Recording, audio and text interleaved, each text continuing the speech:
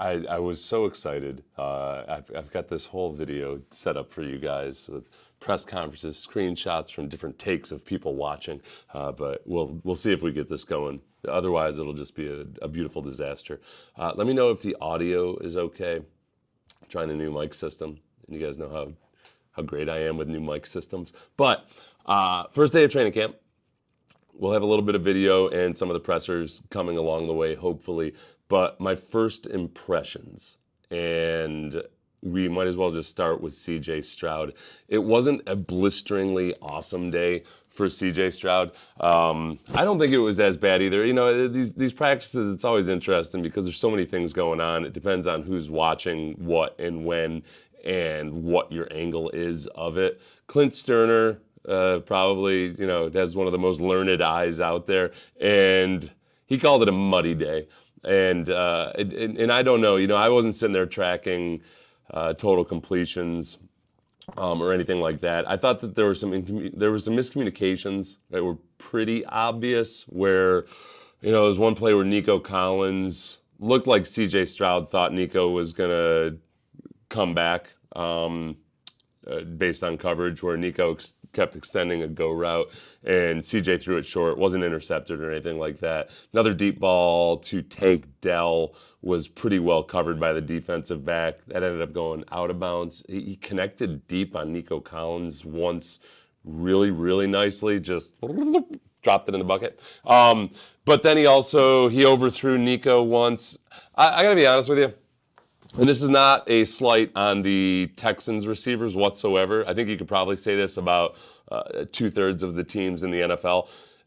Stroud's going to have to adjust to the speed of the NFL in the opposite direction of the typical speed. Because when you look at Olave and Smith and Jigba, and Marvin Harrison Jr., any of these other guys, that is a ridiculously talented group of wide receivers. And I think the timing might be a little off. Some of the reads need to get more meshed between the receivers and the quarterbacks. And I think also there was some center quarterback snap exchange issues, which I don't know if it was the center kind of getting driven back. There's one time Jerry Hughes had really good penetration as CJ stumbled coming out of the blocks. So from my vantage point, I couldn't see whether it was a defensive line inspired sack or caused sack, if it was just CJ stumbling. So little hiccups here and there along the way, but the ball comes out of his hands beautifully. I thought for the most part he got rid of the ball on time and in rhythm. There were a few times where he extended the plays and you would think, okay, well, you know, in real life you gotta do better than that. But more, if I'm gonna go back to Deshaun Watson in his rookie year, really Deshaun's first couple years, Deshaun, you'd watch during camp and you'd say, all right, man, like, you just throw the ball at some point. He would extend, and he never wanted to give up on a play, which is fine. Like, you want that attitude, but you also want a guy that's learning how to play within the rhythm of the offense. And this offense is very much more so than Bill O'Brien, one that's predicated on rhythm and timing and all of those things. So it's going to take a little while. I try to remind everybody that, hey, Matt Ryan, Aaron Rodgers, various other really good quarterbacks, when starting out in a Kubiak/Shanahan system, take 2 full years. It's really not until that second season that things really kick in. So I would expect there'd be some hiccups today. I'm going to, for those of you just joining us, we were having some issues uploading the video. So I'm going to intermittently see if I can do it.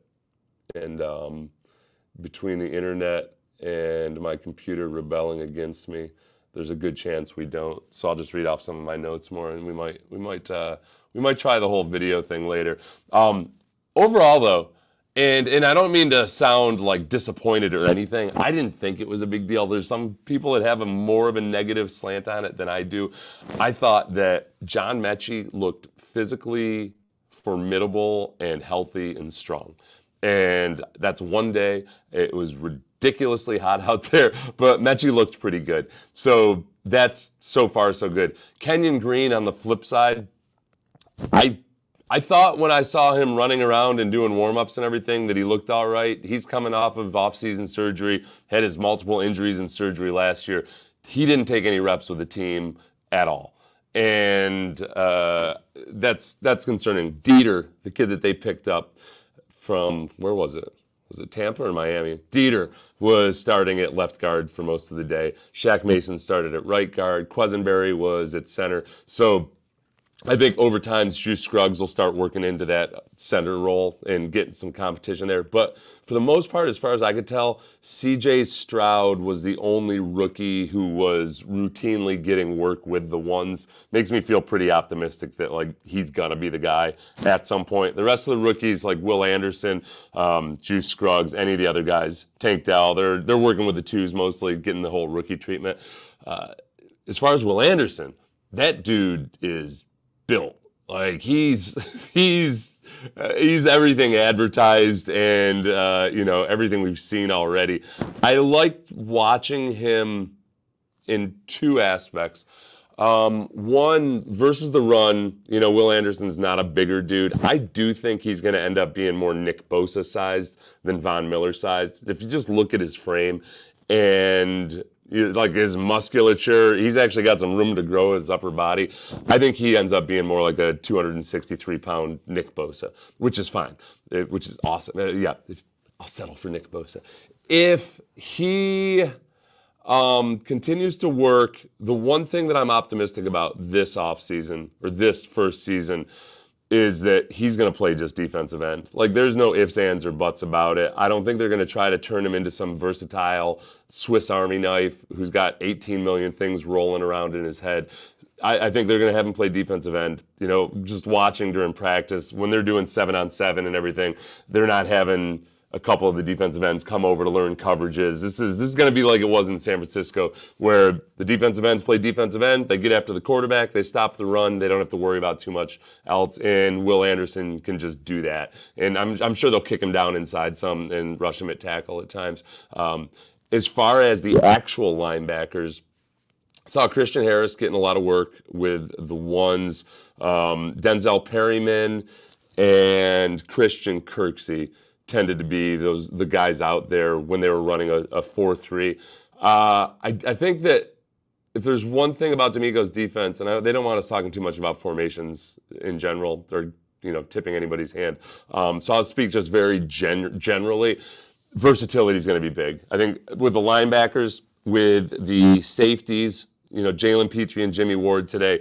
Like I wouldn't be able to tell you if they think one of those guys is a free safety or a strong safety, because that's frankly not the way that they think anymore, mostly in the NFL defenses. So at any given time, it would be either Jalen Petrie or Jimmie Ward up at the line, covering a slot, blitzing, playing deep, whatever it might be. That's what DeMeco wants. DeMeco wants it to be very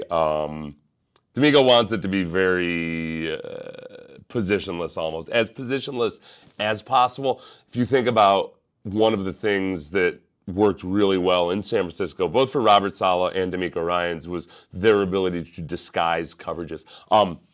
This Play Callers podcast from The Athletic, I've listened to that twice so far, and it's fascinating.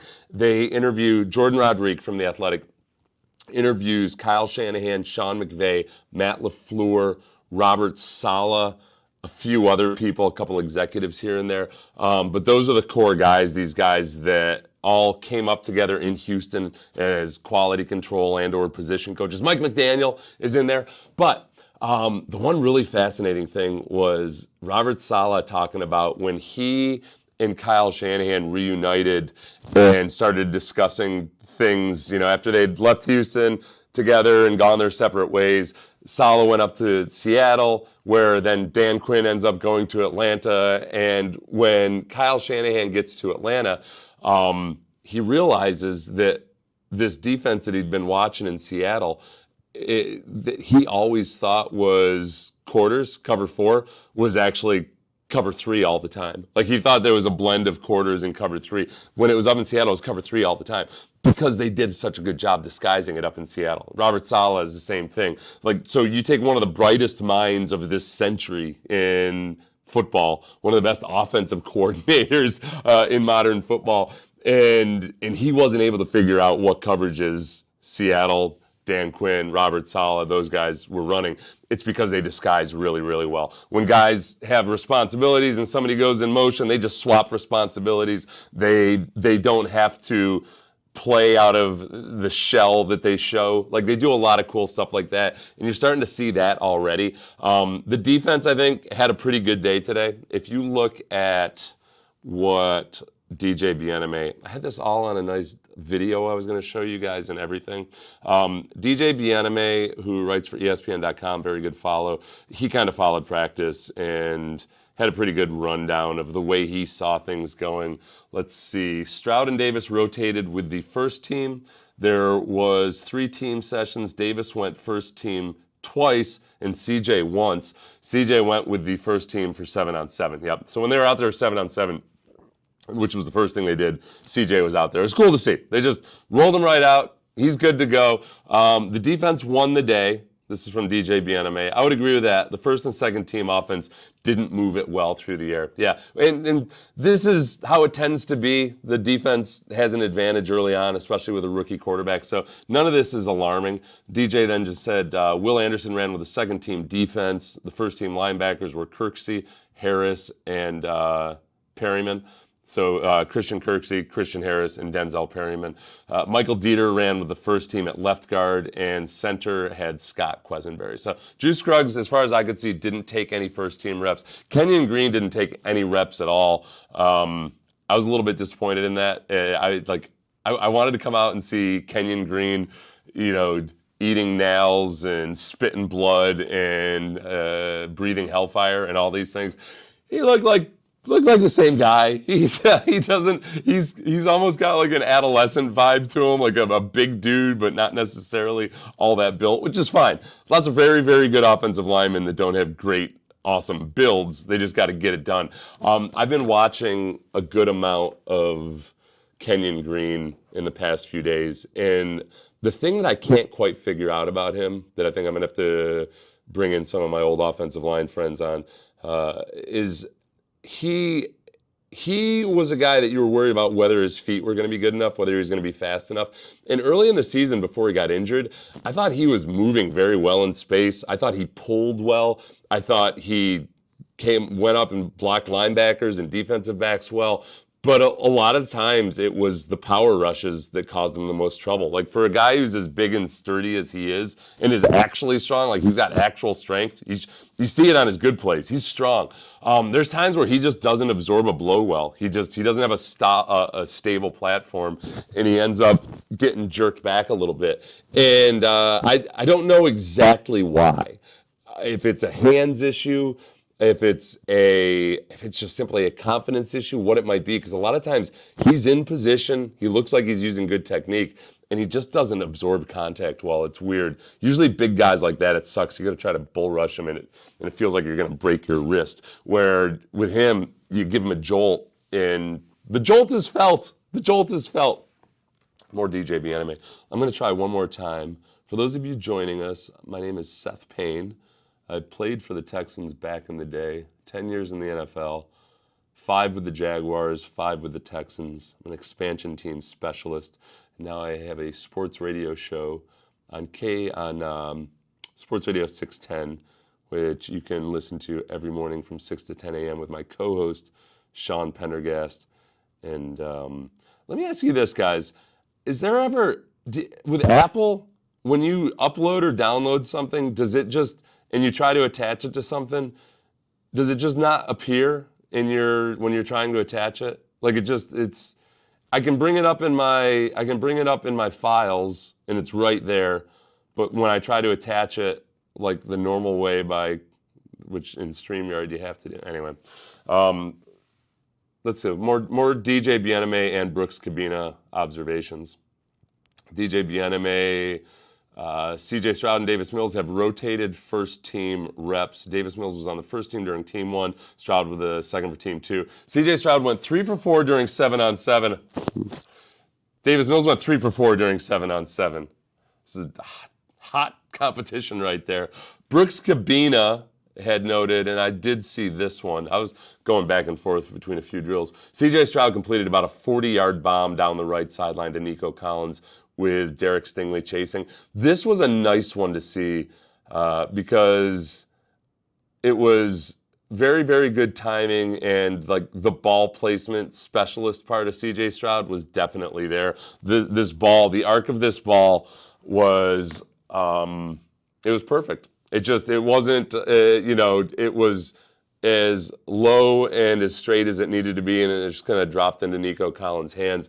There were another couple deep balls that CJ Stroud couldn't connect with guys, and that's par for the course anyway. You shouldn't be completing 100% of your deep balls. The fact that they were pushing it deep was really good. Let's see. Sound only on my left side. Yeah, sorry guys. New things. I've been gone for a week. What did I miss? Oh, you know what you missed? The other news item. Titus Howard gets his contract extension. I know not a lot of people were nervous about this. Former first-round tech, this is from Adam Schefter early in the morning. Another big money OT deal in Houston. Former Texans first-round pick Titus Howard and Houston reached agreement on a 3-year, $56 million extension that includes $36.5 million guaranteed. Per source, Texans GM Nick Caserio negotiated the deal with Malky Kawa and Ethan Locke of first-round management. So Titus Howard under contract. Shaq Mason at right guard after the Texans traded for him. They gave him a new deal. And then Laramie Tunsil, of course, is the highest paid left tackle in football still. I know there are another couple new deals. Whatever.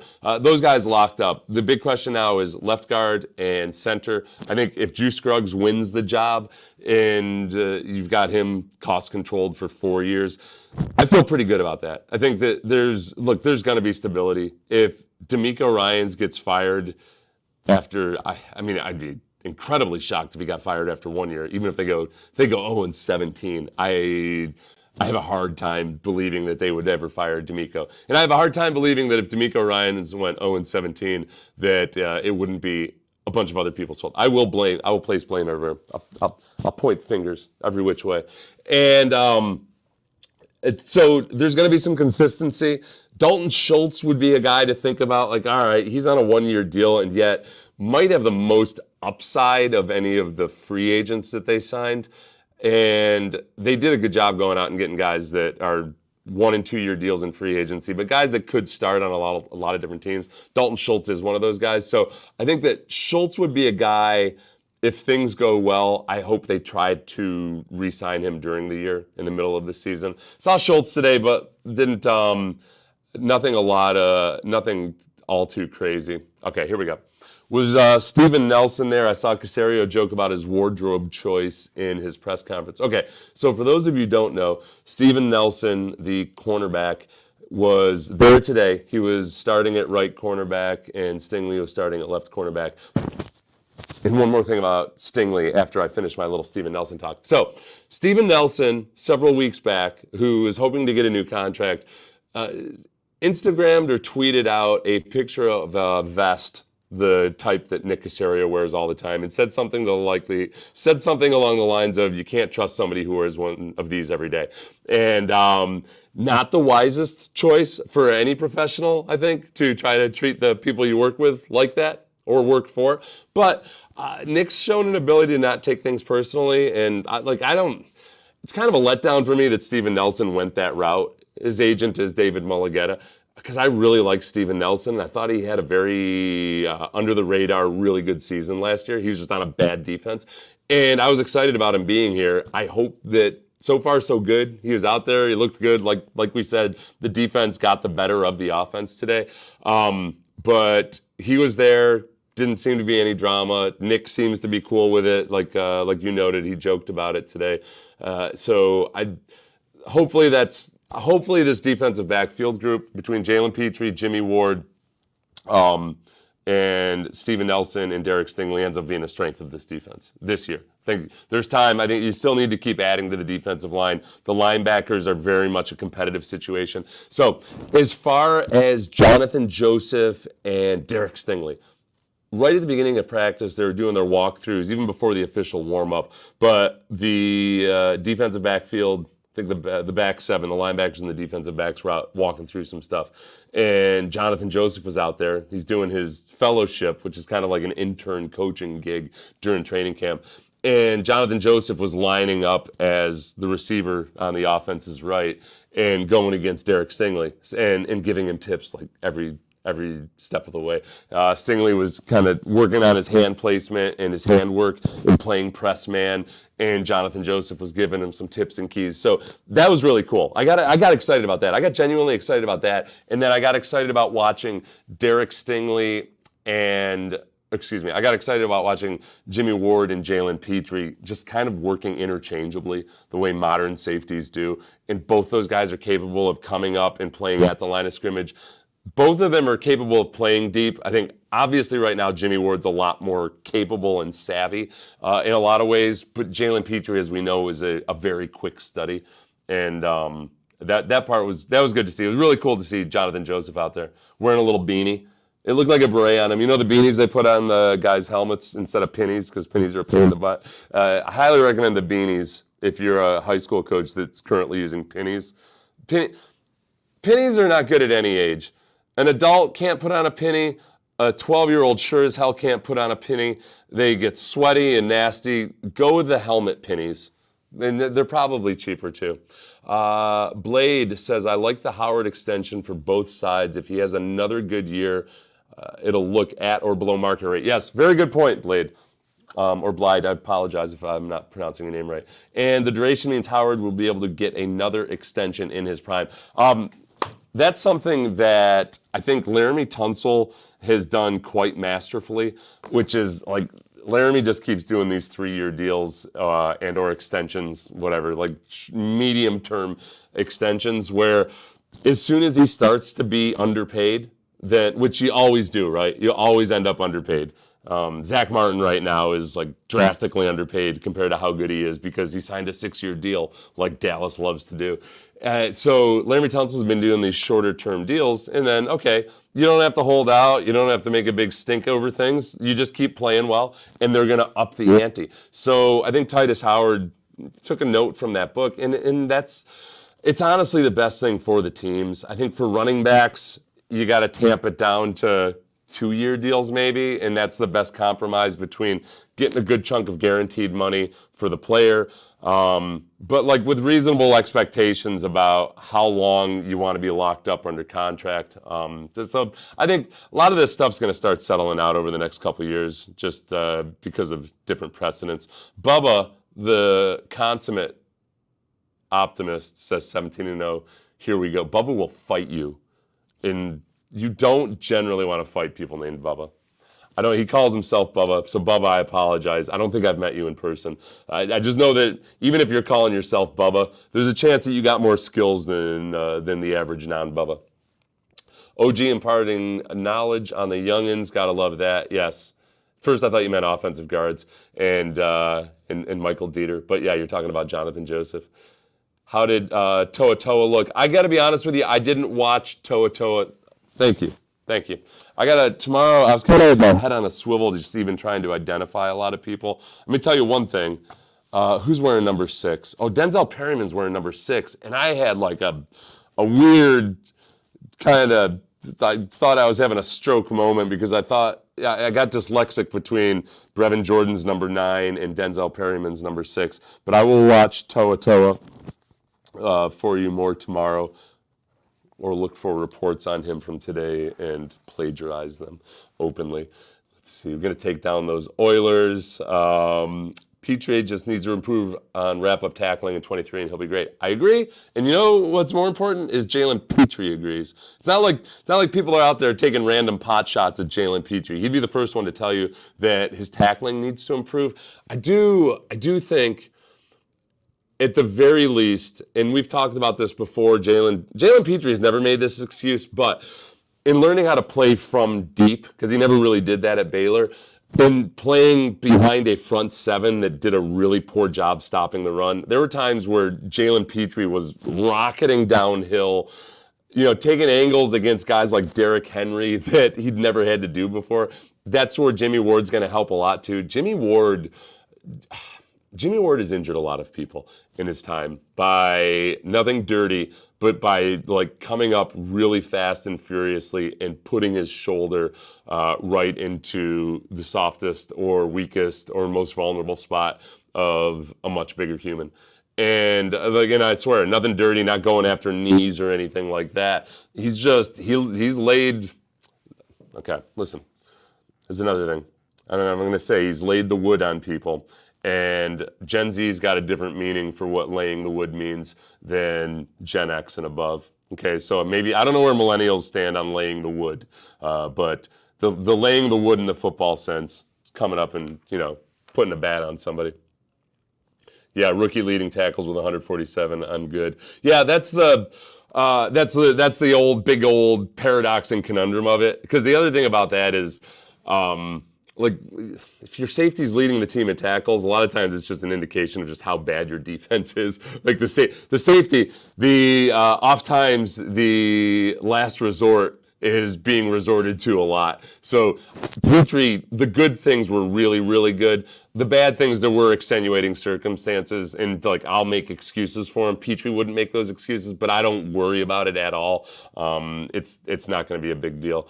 How did the receivers look? Okay, so Terry, for one, John Mechie looked very fit and very healthy. Nico Collins looked, physically, Nico's not going to get fit. Nico's a bigger guy, but he's not one bit fat or anything. He showed really good speed. I thought he got behind the secondary several times, once on a deep 40-plus yard completion from CJ. There was really a nice pass by CJ. I believe Stingley was covering him on that one, so it's the beauty of training camp. Take it for whatever it's worth.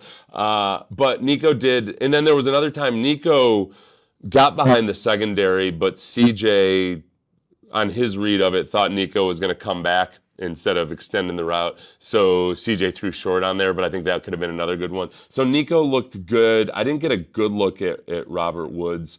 John Mechie just looked athletic and spry and healthy. And I'll get you some of my other notes on the other ones. Let's see. I just want to know who the offensive standouts are on a day and the offense does well, specifically wide receivers. Yeah, there weren't a whole lot of completions. Like it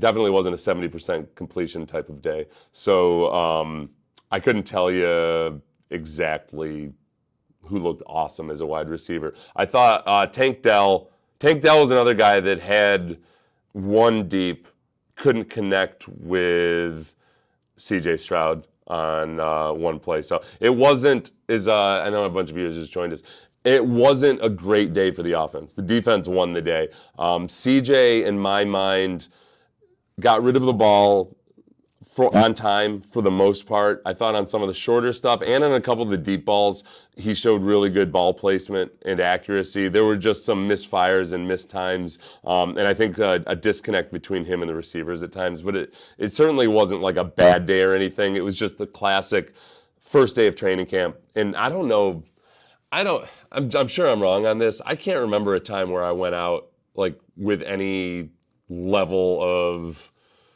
offense, like whether it's a good offense, bad offense, expansion year certainly, but where I felt like, oh yeah, the offense looked awesome the first 2 days. Usually the defense starts out well and then the offense catches up. Cole says pause. I don't know what it's about. Tell me, Cole. Was it my pause when you asked me to tell me which wide receivers looked good? Let's see. Henry, talking about Toa Toa, became my draft crush when I saw his story. Then Nick started talking about him and got really hyped. Miko wasn't the most talented, but he had smarts, and it seems Toa Toa might be that guy. Yeah, for those of you who missed it, Nick Caserio, when he was on with Sean Pendergast and I in the morning, just out of nowhere, for a guy that hardly ever talks about rookies all that positively, kind of just started gushing about Toa Toa and how smart he was and how good a feel he had for tendencies and all those things. And then later when we asked him about other rookies, Nick kind of went back into his old Nick mode and just didn't really say anything nice about any of the other rookies. This was back during OTAs. I am going to try to see if I can get my videos to load one more time. If not, we'll just keep taking questions. But yeah, I'll watch more Toa Toa tomorrow. I got to be honest, I kind of really want a Hopkins wannabe Oiler jersey, the best Houston uniform and best wide receiver the city ever had. Ooh, sorry, Andre, Billy White Shoes Johnson, Kenny Burrows, Ernest Givens. That's high praise for one DeAndre Hopkins. I saw some footage of him just running through drills today. He looked very quick-footed. I thought he gave a diplomatically bland answer when asked in Tennessee about the throwback jerseys. He didn't look like he was trying to piss anybody off. I hate my computer so much right now. Oh, pause. Okay, yeah. I gotta listen. It's enough for me to not try to start using words like mid and everything. I'm old enough now that I can't get away with something as mid or anything like that. The beer's got nothing to do with the fact that I can't get any of my videos to load. I got everything all set up for you guys. I was so excited. You know, I'm gonna try to do it this way. This is what I'll do, because I've got them right here. I'm gonna see if I can share them in a different way, since my computer hates me. Let's go with Coach DeMeco, and let's see. And by the way, the Texans video crew did not do any favors for DeMeco. They had him like all well lit and looking good, and then all of a sudden he went into like Darth DeMeco mode, where it just didn't look. Here we go. Let's go to the windows. Oh, here we go. Let's see. Tell me if you have audio when this starts playing. There's Darth DeMeco. First day is special. It's kind of like I remember my first day of playing here is 2006, coming across that bridge, and just remember some nervousness about that first day, but also excitement. And it's the same feeling that I had when I walked across that bridge in 2006. It was the same feeling today, like that little nervousness about how it's going to go, but also just excited about the group of men that I get to work with. And it's all been positive, very good first day, good start for us. And you know, all we're asking our guys is continue to build off of what they've done today. No audio? Okay. Everybody hold on one hot second, and I'm going to do it a different way. It was awesome to see. Right? You see a guy. Sorry, DeMeco. And just a credit to him and the work that he's put in while everyone else. Sorry, DeMeco. I'm going to do it a different way. We'll try one more way, okay? And if that doesn't work, then we'll go on. I've got more notes I just discovered that I had forgotten about. First day is special. It's kind of like I remember the first day of playing here is 2006, coming across that bridge. And just remember, do you think the Texans will sign Jalen Hurd? I like him as a hybrid. Hold on one second. So you guys can hear it, but it's very low. Little nervousness about how it's going to go, but also just excited about the group I get to work with, and it's all been positive. Very good first day, good start for us, and you know, all we're asking our guys is continue to build off of what they've done today. DeMeco, what did it mean to have John mention the third, able to go out there, probably a bit of practice hydraulics? Yeah, having Mechie out was, you know, it was awesome to see. Right? You see a guy who's been through so much, and just a credit to him and the work that he's put in while everyone else was away or people maybe forgot about him. Is just a credit to his work ethic and how relentless he's been in this process. You know, while no cameras are on him, he's been putting in the work, and it's encouraging to see. And I'm happy to have him out, and I'm just honored to be his coach. So as far as John Mechie, like I said, he looks really good. Like, he looks very, very fit. And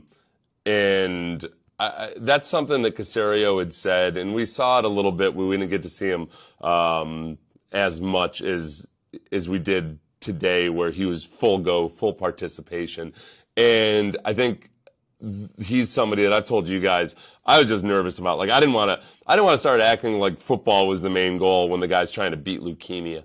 And then we know from our past experience here, with David Quesenberry, that coming back and then trying to play football isn't the same as just, going through chemo, and you don't come through chemo and then all of a sudden feel awesome. So I think John Mechie, from very early in the spring, there were really positive reports about him. And then I think I could feel the Texans kind of pull back a little bit. And I didn't know if it was because of setbacks or if they just realized, like, hey, we want to be sure we give this guy as much time as possible. And it looks like they just wanted to be really sure that they gave him as much time as possible.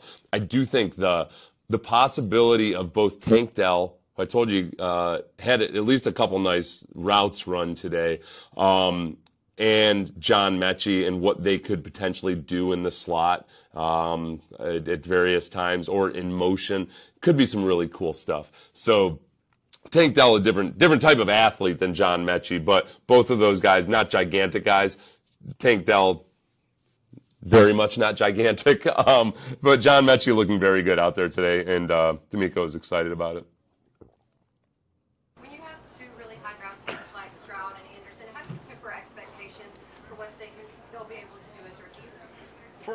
I think you guys could probably hear that, but Christina Regan asked, how do you temper expectations with these very high draft picks? For all of our rookies, the biggest thing for them is to just control what they can control. And it's the outside noise, the outside expectations, none of that really matters to us and what we're doing. The only thing that matters is, are they being accountable to their teammates, and are they improving on a day-to-day basis? What are you seeing from those guys, specifically CJ Stroud, in terms of one of the things that you guys are asking and what y'all are expecting? How he's progressing? Right, CJ is doing fine, and he's progressing, as he should. Will is doing fine as well. Both guys, they're progressing, but both guys also have a lot of work to do. Right, this is the first day. They've only had, the spring practices, but now first day of training camp, we want to see that improvement each and every day. As far as like CJ Stroud, I really can't stress it enough. This offense is one kind of like it was with Gary Kubiak. It's just a more diverse offense, or at least Bobby Slowick and what he was doing in San Francisco last year. It's a more diverse offense than when Gary Kubiak first came in.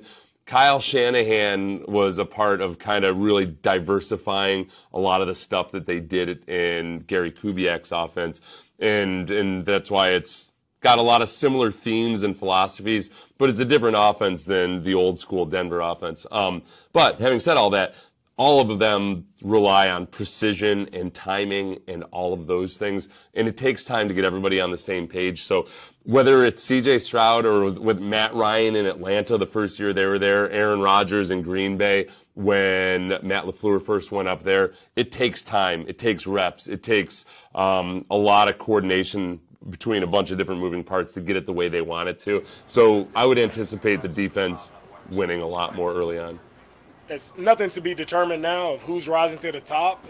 All of those things will take care of themselves. We have a month of work, really good work against each other. Then we get the opportunity to go and play some preseason games to see who will be, those guys who will go out and line up for us versus Baltimore. They say football games are one of the trenches. How much is the investment in the offensive line go with that philosophy? Because you are spending money on that area. Aaron Wilson asked about the offensive line and the philosophy of spending all the money they are on the offensive line. Yeah, the line is extremely important to me. That's how you win football games. Your defensive and offensive line, they have to be dominant. They have to dominate the line of scrimmage. We have to be able to stop the run. Defensively, we have to be able to run the ball offensively. So it all starts with the men that you have. And our offensive line, they've been working. Right? And it's credit to those guys. They're hard workers. Right? They come in every day, put it in the work. They're detailed in their craft. So it's an exciting group to work with, and we'll see as they continue to build and progress, we'll see how good we can be there. Kind of like cliche stuff there that you expect. I'm not criticizing. I will never criticize DeMeco nor any head coach inappropriately using cliches. That's why on the radio we only play you about 10% of a press conference, because for the most, you diehards want to hear every single thing, but for the mass audience, for the most part, they don't want to hear the cliches. Good point here by Ethan Matz is Mechie isn't just a slot wide receiver. To be fair, he can play outside. Yes, I think, and you can say that about a lot of slot receivers, especially if you're using them in motion or lining them up outside. He does have to prove it, in the NFL. Beating press man in the NFL is a whole different scenario than doing it in college. But I would agree that he's more than just that.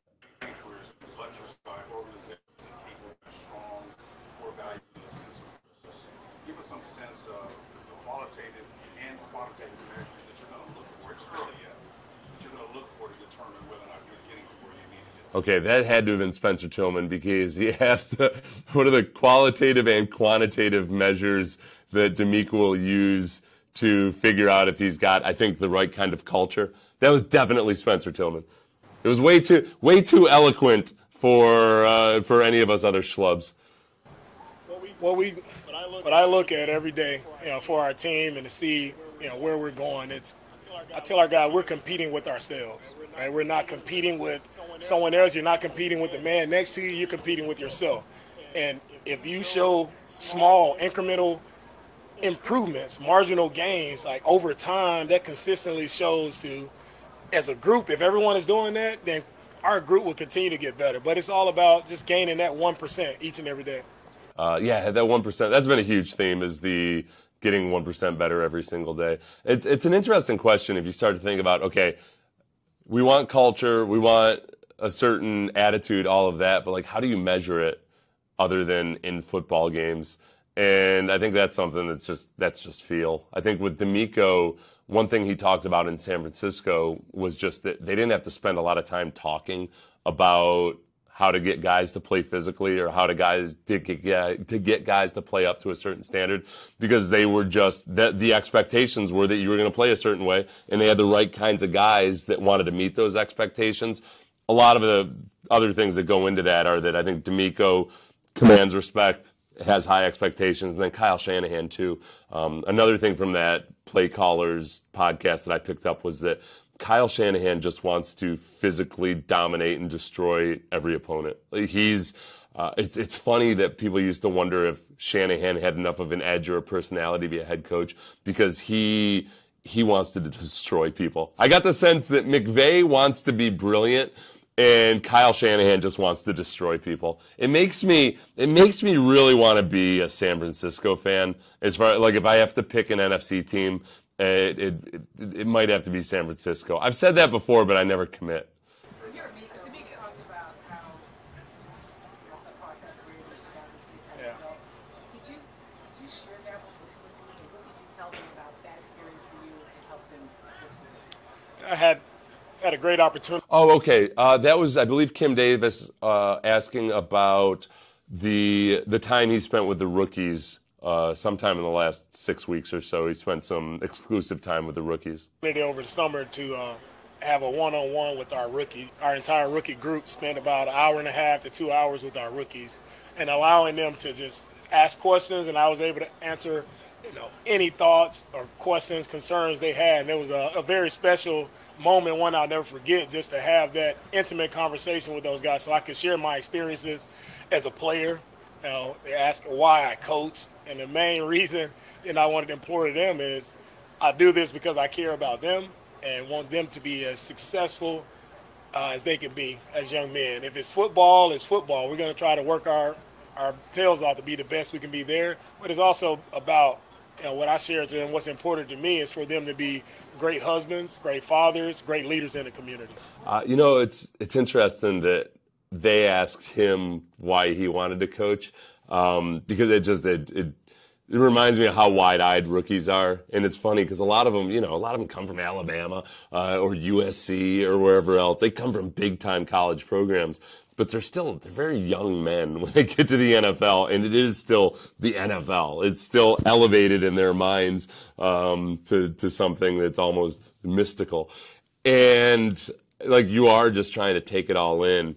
DeMeco and him wanting to coach, I think that's one perhaps under-discussed element of when it's really good to have a former player as a coach. There's plenty of former players who suck as coaches. Don't get me wrong. I'm not saying that oh yeah, you always want one.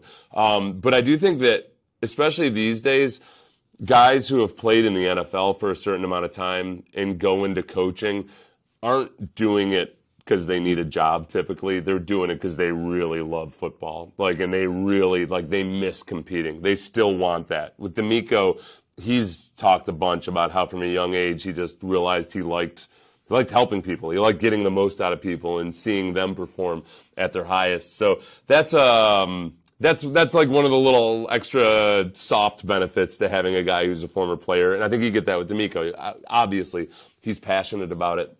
As far as talking to the rookies, I can remember, because let's see, somebody had asked, as a rookie, what do you remember most about the first day of camp?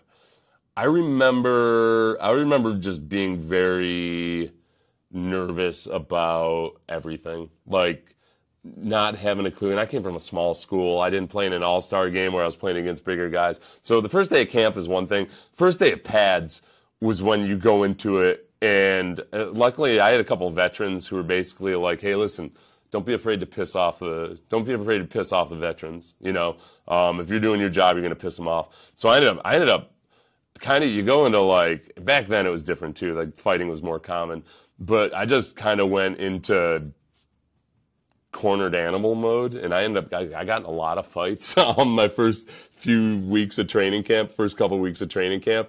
I just wanted to destroy people. So you get super nervous, and then the one cure for nervousness is rage, and that it works well in a football context. It's less advisable outside of football.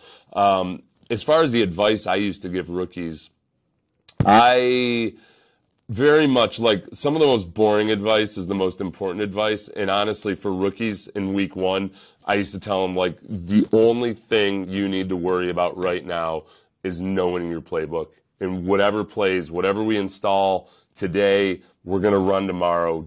Don't fuck that up. Don't fuck that up. Just don't give them a reason to not trust you.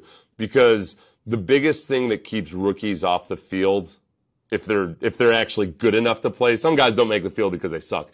If you're good enough to play but you're not getting on the field, the number one reason is because the coaches don't trust you. So, I don't care what your Wonderlic score was, what your S2 cognition was, anything else. You've got to be in your room at night, walking through the plays, understanding, looking at everything the morning of, and just know your stuff. It's the most boring advice ever, but by far the most effective, because the guys that don't make mental errors, they stand out. I think that would probably be good advice in any profession, knowing the basics really, really well.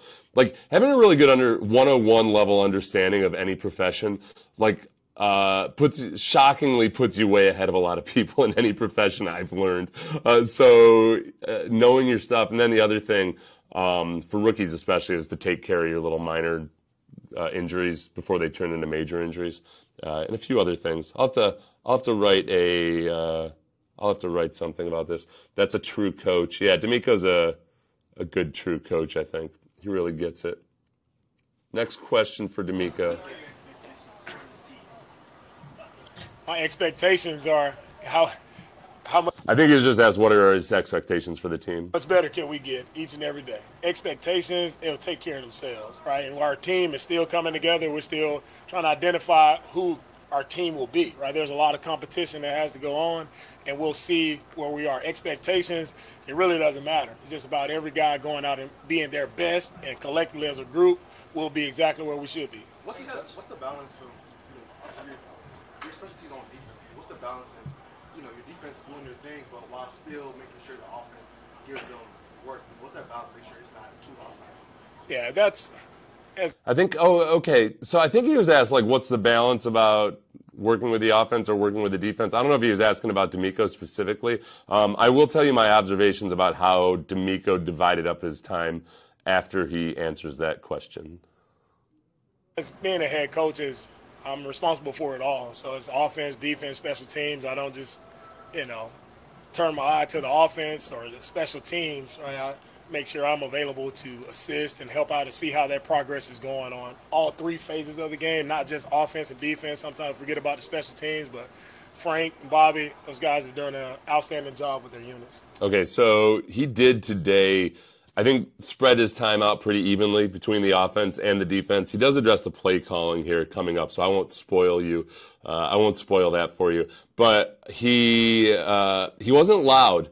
I kind of expected you know, and at various points in various like different versions of Bill O'Brien, you either always knew where Bill O'Brien was, or if he was kind of, you know, sometimes you could tell that he'd read some book about breathing exercises or something in the off season, and for the first 2 weeks he might be kind of quiet, and then he would erupt after that. So so far, DeMeco's been quieter than I thought he would be, and which I'm fine with that. Like, a lot of times these young coaches come in and they're so amped up that they lose their voice after like 3 days. DeMeco's just been out there coaching. Coach, I just finished talking about the intimacy that you had with the rookie class. How important is that? How important is that for their development? Because so many people just think that the rookie's going to get a hang of the NFL just by learning the X's and O's on football. So Cody Davis talked about how a lot of people think that rookies will just pick it up real quickly.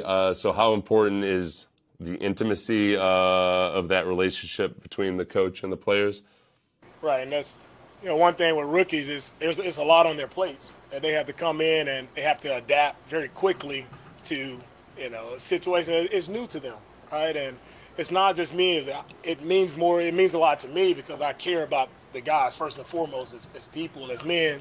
But it's also having a great group of veteran guys like we have, and those veterans being able to take the rookies to the side and explain, you know, some of their pitfalls or some things to watch out for as they go along the way, so they don't have to go through the same mistakes. The veteran leadership, Jimmie Ward especially, I think, is going to be huge.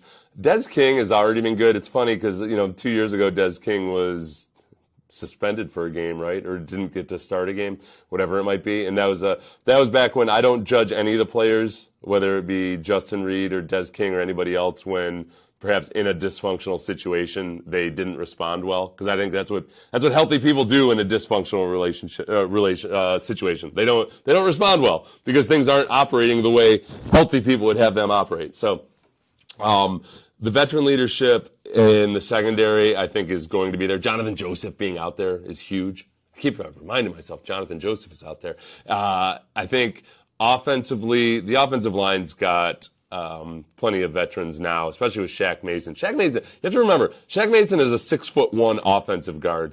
Like, to make it as a dude who's 6'1" in the NFL as a guard, you're a badass. Like, I don't know anything at all about Shaq Mason. I've watched him play.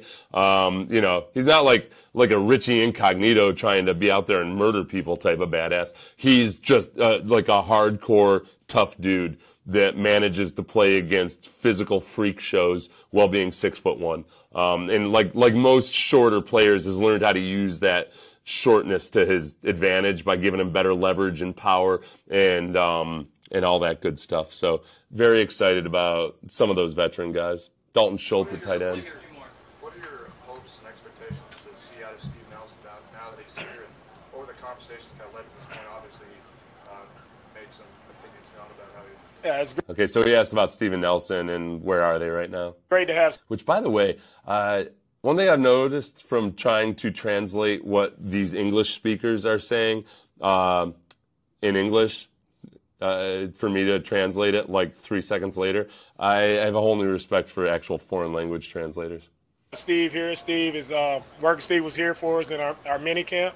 It's great to have him here. Great presence. He came in, and he's a worker. So I'm excited to work with Steven. I think he's going to be a really important piece to what we're doing. So thankful to have him here. Have you noticed Real quick, for those of you who are new to Texans press conferences, and I don't know if, Richard, if this is, listen, you're not going to be able to hear the questions. That's just the Texans just don't offer mics or have a shotgun mic to get it. So it will be in and out if that's what it is. If it's something else, please let me know. difference, like when you go around town and you talk to people, you talk to fans, you notice, like, I don't know, even though the team hasn't done well over the past 3 years, like an excitement or a difference with some of the changes that have been made this offseason? I think that was Christy Rican asking if he's noticed around town excitement from the fan base. Yeah, going around town here in Houston, I mean, there's excitement in the city. Right? And I sense that excitement. I feel it from our fans anytime I'm able to interact with our fans, which is very important to me to be able to interact with the fans because, you know, they're the people who drive and promote our game. So I'm thankful for the support of our fans here in Houston. They're fired up. Every time I see someone, they're excited, they're encouraging to me, and they lift me up, right? And because I see, like, there's hope in the city, and I just want to be able to continue to spurn that hope and drive it along. And when we play games, in NRG, I want to see that same support from our fans, have it packed out, because it means a lot to us. Coach, whenever you entered the Texans, your rookie season, you guys were a young team on the rise. You draw any similarities to that team and the team you're trying to build now? Okay, so the question was, when you were here with the Texans on a young team that was on the rise, and we weren't quite on the rise at that point.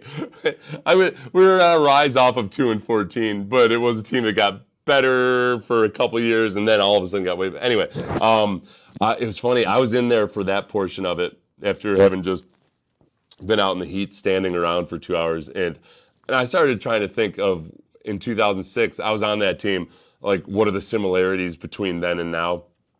I don't think I would have given a good answer. I think DeMeco was a little caught off guard over a completely benign question, but one it's hard to do on the spur of the moment. Let's see how he answered it. I couldn't come up with a good answer in my head. That's a good question. See, anytime somebody pauses and says that's a good question, it's more saying, like, I don't really have an answer for that right away. I think the thing I would see similarities is, it's when I first came in as a rookie, Coach Gary Kubiak, great coach, was his first year taking over, and there was a lot of change, right? You have to implement your style of play, how you want to play, how you want guys to prepare, right? So it takes time, right, to really implement and put your imprint on the team.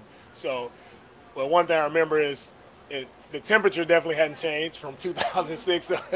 Still hot, still tough practices here in Houston. A lot of things that other teams don't have to deal with. So there are those outside factors, but it's just about men coming out, doing their best, working hard, and that's what I see. Similarities from 2006 to here in 2003. There's still a bunch of hungry young men who are looking to go out and give their best for the city of H-Town. Okay, so similarities between 2006 and now. Obviously, he pointed out there was a new coach coming in Gary Kubiak, and trying to implement the way he wanted things done. I do think that it was funny. I can remember Kubiak getting frustrated about the culture not being what he wanted it to be. And from my perspective as a veteran player, I remember thinking, like, I'd really want to help him get the culture that he's talking about, but I don't know if I know what he's talking about.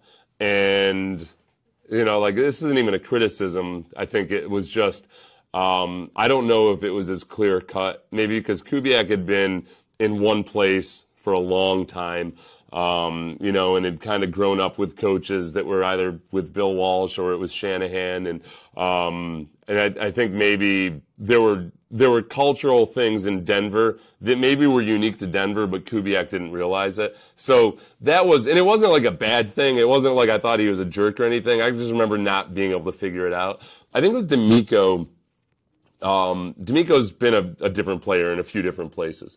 And DeMeco is coached, under a different coach in Kyle Shanahan now. I think he understands and gets the differences in cultures, and perhaps has thought about it and had more exposure to it than Kubiak. Kubiak had been a coordinator forever, but didn't necessarily have the diversity of experiences that DeMeco has had. So that'd probably be interesting. And again, like 100%, that's not a criticism of Gary at all. It's just, it's different then than it is now.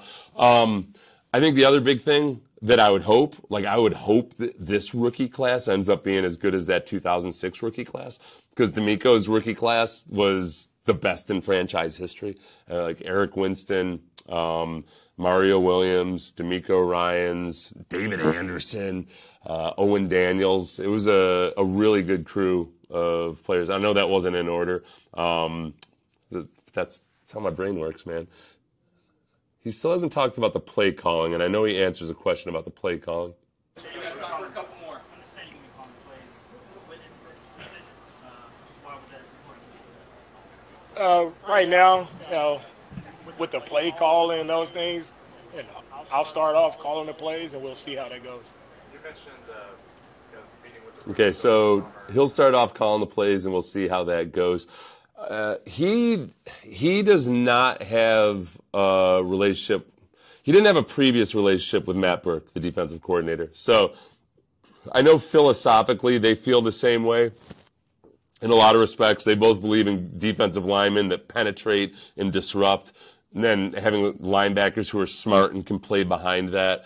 And I'm sure they share a lot of the same philosophies about coverages, et cetera, like that. But they just don't know each other that well. So I think I would imagine that DeMeco can foresee and at some point probably wants to be just a complete head coach who has a coordinator he trusts who can call the plays. But they're going to feel it out. And then I am intrigued by, in the modern NFL, where, as we know, you get a good coordinator, you have an awesome offense and awesome defense, and that coordinator is going to get plucked away and be a head coach somewhere else. So I wonder if there's probably maybe more value now than ever in always having at least one toe in the play calling water and being a part of that process, because at some point you're going to have to either replace Matt Burke and maybe the right guy isn't available, so you got to jump back into play calling.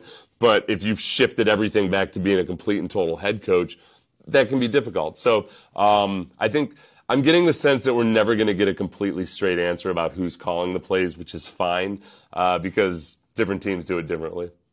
As long as you've got an awesome defense, nobody will care. Were there any kind of first-time ideas to kind of hold on to beyond that now you're a head coach, you got to implement, work with the team? I think Brooks Cabina asked, are there any ideas that you've always wanted to implement, but now that you're a head coach, you're going to actually be able to?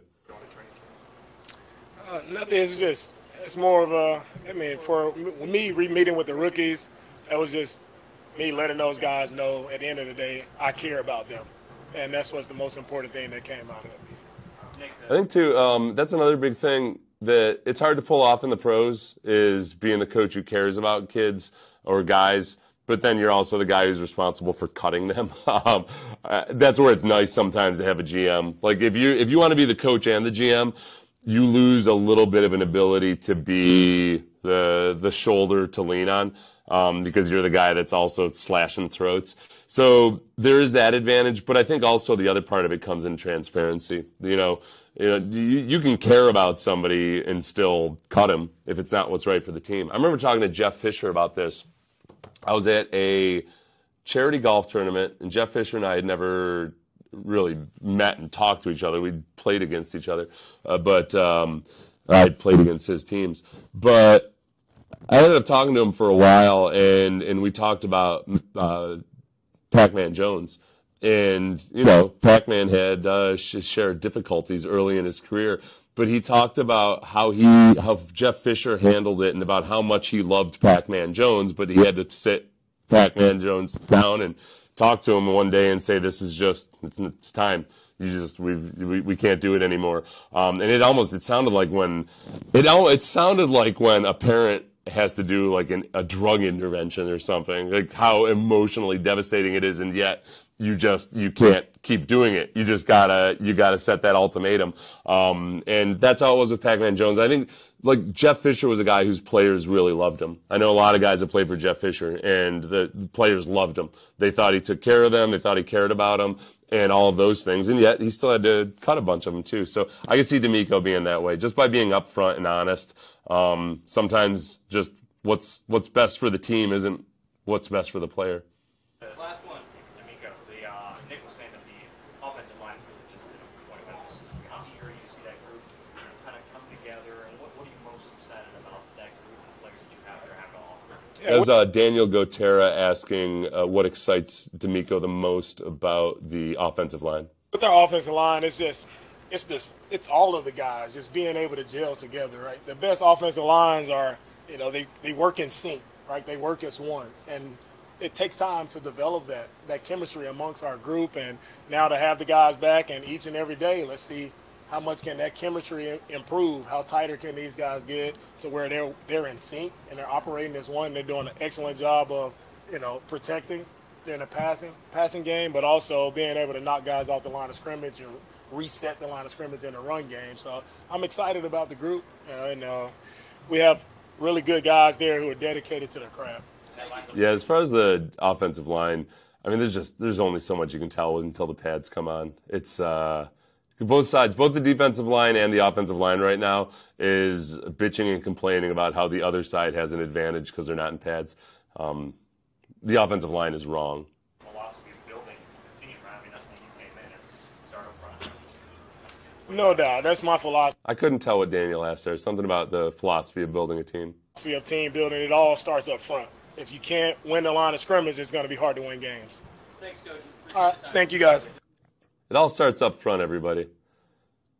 All right, so that worked out pretty well. That actually worked out better. The biggest issue I'm having right now is the this new microphone. I think you guys are only getting in mono in one ear. So when I go back and turn these into videos, I'll turn it into stereo. But it's a work in progress. I'm technically illiterate. So we'll do the Nick Caserio press conference as long as we can pull this up. Thank you everybody for bearing with my latest technical glitches. Okay, so this morning we did this show. We did our radio show, Sports Radio 610, 6 to 10 a.m. But during training camp it's only 6 to 8 a.m. And so from 6 to 8 a.m. we did our show. When we went over at 8:30, and I started listening to Nick because I thought he was going to do like a 5-minute press conference or something. The dude was in there for like a half hour, and I didn't get to see most of it. I've got other responsibilities. My God. The training camp. Hopefully you guys had some fun last week, worked on your golf game and the bowling alley and everything like that. But excited to get started here for training camp. It's always a great opportunity for all of us, players, staff, coaches, everybody involved. I know there's a lot of time and a lot of effort that's gone into actually setting up training camp by our staff. These bleachers just don't go up, by themselves. So a lot of people put a lot of time, a lot of effort in kind of getting ready for training camp. So certainly appreciative of their efforts and what they've done to get to this point. Quick word: if you're going out to training camp, when he talks about the bleachers, it's not the bleachers are fine, whatever. The freaking tents, they keep adding these new permanent tents every year, and it looks like almost every place where you'll be watching from is covered by like a 2 or 3 story tall tent. And it's key that I tell you the height of those tents, not to brag about tent height or anything, but airflow. It creates a lot of really good airflow because that's where we're broadcasting from now, is underneath the main tent. And it's just like, it's as comfortable as could be. It's as comfortable as I've been in the month of July ever outside in Houston, went outside in Houston. And now, like during practice, I had to go stand on the sideline. And then I lost my positive mental attitude very quickly once I got out in the sun. From a team standpoint, I mean, look, this is what football is all about. Got to start somewhere. So this is where we kind of start to build a foundation, try to find out about our team. All of us have to reestablish our level of performance, and that's what training camp is about. So we're going to take it one day at a time, kind of embrace what's in front of us. Nothing's guaranteed. I would say personally, it's certainly an honor and a privilege to be in the NFL. I've had a good fortune being in here for a period of time, my 23rd training camp. So you never take anything for granted. None of us are guaranteed anything, so it's certainly a privilege and an honor to be here. Getting older, probably a little bit older than maybe people think I am, but it's always good to get started here with training camp and kind of get ready to go and see what we can kind of put together here for the 2023 season.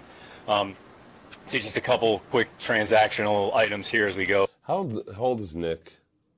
I think he's 2 years younger than me, right? Is he 40? I'm 48. I think he's 46, 47, 48. I bet he thinks that people think he's younger than he is, because he was probably always looked as like, little Nicky or something when Belichick was the guy. Even though Nick had been there forever and he ended up being the quasi GM, I bet there was always a little bit of a feeling of like, Belichick still thinks I'm a kid, which I think is probably like one reason aside from the paycheck. I could see why people wanted to move on from New England, and as long as you don't try desperately to recreate everything New England, it's good. Both there's a Josh McDaniels. handful of players that we put on PUP yesterday. I'm sure there might be a question or two about that. I would just say that the big thing with that probably have about 3 or 4 players. It's really more short-term, more precautionary than anything else. I would expect them to be kind of ready to go here kind of Sunday, Monday. Some of this is just their natural progression relative to what they've done through the spring and through the summer. Some of it's probably, again, like I said, more precautionary than anything else. So I would anticipate, 3 or 4 of those players kind of being ready to go here kind of Sunday. And I think this morning some of the reports came out regarding Titus. Just say, I'm not necessarily going to comment about, the contract. Real quick, so for those of you that might have missed it, Titus Howard got an extension. As far as the PUP guys, they officially mentioned the CJ Stroud signing just the other day. They put second-year tight end Tegan Cotoriano, veteran defensive end Chase Winovich, and tackle Charlie Heck on the PUP list. They did, I need to jog my memory look at the depth chart real quick, because they put somebody else on it this morning. Oh, Sheldon Rankins they put on the PUP, the defensive lineman. So usually the PUP isn't that big a deal. Guys that just aren't quite ready to go yet. And everything went into that. I would just say Titus has been a good player for the last number of years. He's a good kid. He works his ass off. He's tough. He's competitive. So, those discussions, some of them come together. Some take a little bit more time than others. But it was good working with his team and his representation, try to get to an end point. Titus loves being here, wants to be in Houston for a long period of time. And I would just say, just overall, we certainly put some resources into the offensive line here over the last, I would say, a year or two. But the expectation is that comes with performance. So I'd say, now the hard work starts. So, but Titus has earned it. So there's some final things that we're working through. So I don't want to necessarily comment as if it's finalized, but, expect by the end of the day to have that resolved in some way, shape, or form. But, just wanted to kind of hit that here. I was so intrigued by that. Like, okay, what are the final little details that need to be hammered down? He's optimistic it'll be done by the end of the day. But did Schefter jump the gun on reporting this? And is it not yet final?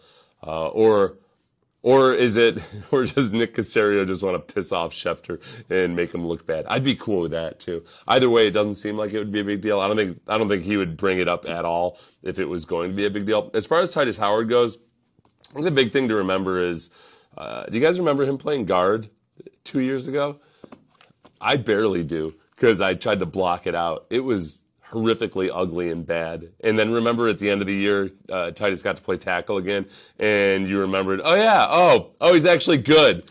And then last year, I think Titus played well, except that he was also on an offense, and I don't want to crush Pep Hamilton here needlessly. It just wasn't. There were a lot of things that weren't right last year, and there was only so much Pep Hamilton was going to be able to do. I think there were times last year where it was easy to blame Pep Hamilton when, in fact, he was just trying to figure out how to get something out of a substandard group of players. Not every player is substandard, but as a group, they were substandard. So it was just a bad mix of everything, and still Titus Howard played well. I'm really optimistic that he could be a guy, at the very least, like Mike McGlinchey, who was the offensive tackle, that just got paid to go to Denver as a free agent, like a really good salary. He was a very steady offensive tackle on a very good running football team in the San Francisco 49ers under Kyle Shanahan and Bobby Slowick. So I feel good about this. This is an appropriate signing for Titus Howard. 3-year extension. As one of you pointed out, he's got an opportunity to, make more money in a couple years, stay motivated, won't be a holdout situation. It's all good. Before we got started. So, with that, we'll take some questions. We'll start, John, you got a question, or is he's not in the crowd yet? So, Brooks, go ahead. If John's not ready, then we'll start with Brooks. John McClain was standing outside with the cameraman in the sun. We've got a little air-conditioned area there in the tent where Caserio is, and John McClain, I'm not going to say how old he is. He's just older than the rest of us, and he was out there like a champ in the sun. Christy, yeah, go ahead. With John Mechie, what do you expect from him in training camp? And right now, I know it's early, but do you expect him to play in week 1? Yeah, I don't think we're close to week 1 with anybody, but he's clear to participate here in training camp. She asked about John Mechie. I think, Christy, there'll be some players where we kind of manage them maybe during the course of practice or how we practice, but John's ready to go. I know he had a little bit of a setback there in the spring, but he's cleared. He's ready to practice. So kind of taking one day at a time. I'm sure he's anxious and excited, just to be back out on the field. So I don't think anybody's really ready for week one. So hopefully we can just kind of get through this today and get through this week of training camp and then kind of get ready to go. It's interesting, really. 20 practices and 3 preseason games before we play Baltimore. That's what's in front of us. So I think the important thing for all of our players is to maximize their opportunities each day, whatever those entail, however many reps you get, and kind of get yourself mentally and physically ready to go for what's going to be a pretty long season here. God, I thought, look, when I was a player, I thought training camp was stupid and too long and all that other stuff. Now that I'm a fan, it doesn't feel like 20 practices is enough. Not by a long shot. And it used to be like 50 practices, but they've scaled it back. And hardly any preseason game action by starters. That's one thing I'm interested in seeing is how much do they play the starters in the preseason with the hopes of getting CJ Stroud full speed action. Now, I would love to see a bunch of it. I know obviously injuries matter, but so does timing and experience and all that stuff. The combined practices, which Nick does talk about here in a little bit, the combined practices are, I think, where a lot of the best improvement is going to come for CJ Stroud. You know how hard he worked. What does it mean to you just to be able to see him back on the field after everything he's gone through? Yeah, look, it just speaks to John's, I'd say, mental and physical toughness, the way he's wired. I'd say he's a pretty unique person. There's not many people like John Mechie in this world, not many, I would say, athletes that have had to endure some of the things that he's had to go through. But it speaks to his perseverance, his stick-to-itiveness, what he's made of, the people around him. I'd say our medical staff has invested a lot of time and energy, and, he's appreciative of that, and that relationship is reciprocal and been beneficial for both parties. So excited about, John, excited about all of our players really get out there and kind of get started.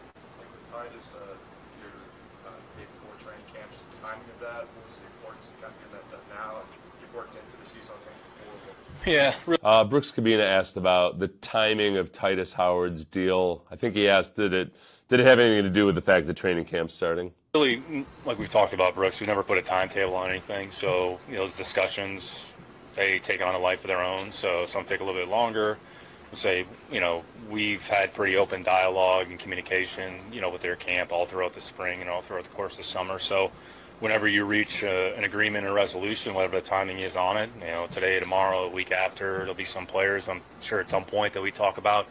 We've been pretty flexible and adaptable relative to reaching agreements or resolutions. So when we feel it makes the most sense, we'll go ahead and do it. But the fact that it's right before training camp, I don't think there's anything, I wouldn't read too much into that. I think that's just the kind of the end point on it. I think if there's one thing that I wish I had perspective on when I was a player that I didn't, it was how much longer everything in the process seems to the player himself. Because the player, when it comes to contract negotiations, he's dealing with a universe of one.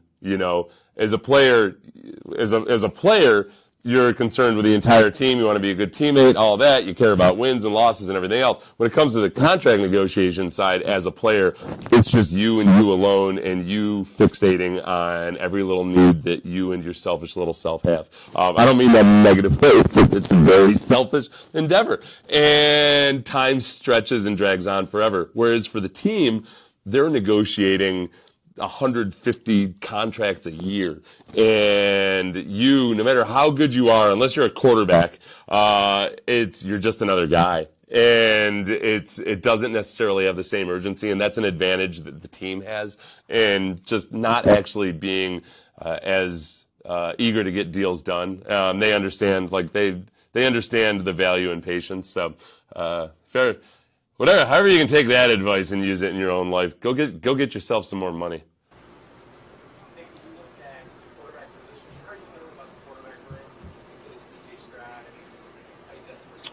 Yeah. He just asked, how do you feel about the quarterback room? I think at this point we're just evaluating the whole team, so we're not going to put too much emphasis on one position. Again, like I said from the beginning, everybody has to reestablish a level of performance, and the players are ultimately going to determine who plays how big a role that they have. So take it one day at a time, try to focus on individual improvement. And I think, and we've talked about this as a team, it's about incremental improvement. It's about individual incremental improvement, which leads to collective improvement, which hopefully leads to team improvement. So that's where we are. I'm not going to get really too much further ahead than that.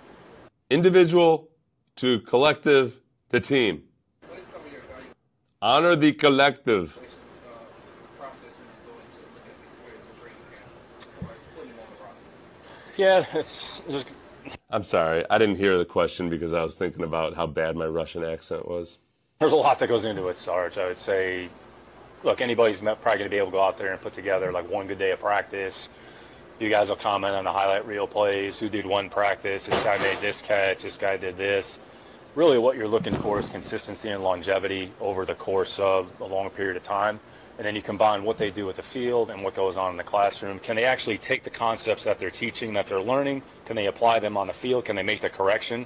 And can they do that over the course of, I would say, extended periods of time? So that's what we're trying to evaluate. We know we're going to have to make some hard decisions. It's about getting the right players on the team, and really it's about getting the right players on the bus and on campus. So we've talked about this extensively. It's 53, but it's really more than that. So try to get the right people in the building, try to get the right people on campus. We're going to have to carry some people on a roster. We're going to have to carry some people on a practice squad. There's going to be a lot of movement.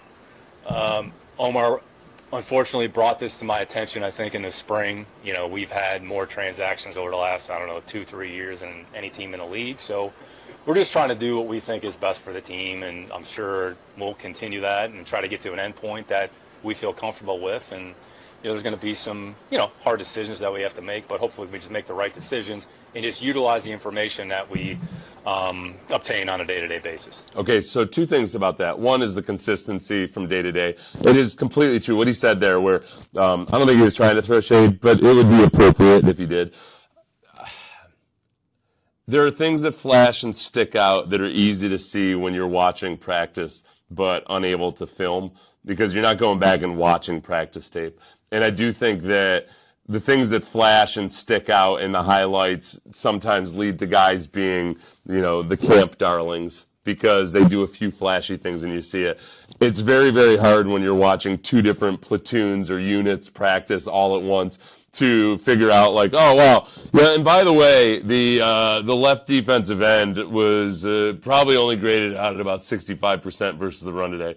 You notice the three potential sacks that he had, that always looks like a sack in practice, but didn't. So that's a lot of stuff that goes on where I think he, as a GM, he probably gets tired of sometimes seeing somebody get blown up in the media that he thinks actually sucks, or vice versa, guys that don't get a lot of attention. As far as all the transactions, that's where, as much as people love to draw the comparison between New England and Houston, Caserio and Belichick, all that. It's understandable. The Seahawks are the comparison I think that's most apt, and multiple people have brought this up in the last couple of years. When Carroll and Pete, dang it, why the hell am I messing up his name right now? When they were first in Seattle, they had a bunch of churn. They just kept bringing people in, competing, and had quicker success than the Texans had. But they didn't have a quarterback who was being sued by 24 women of sexual misconduct and various other things going on. So we had a little bit more of an uphill slog than Seattle. Go ahead, Ken. Pete Carroll. God, I kept wanting to say Pete Sampras.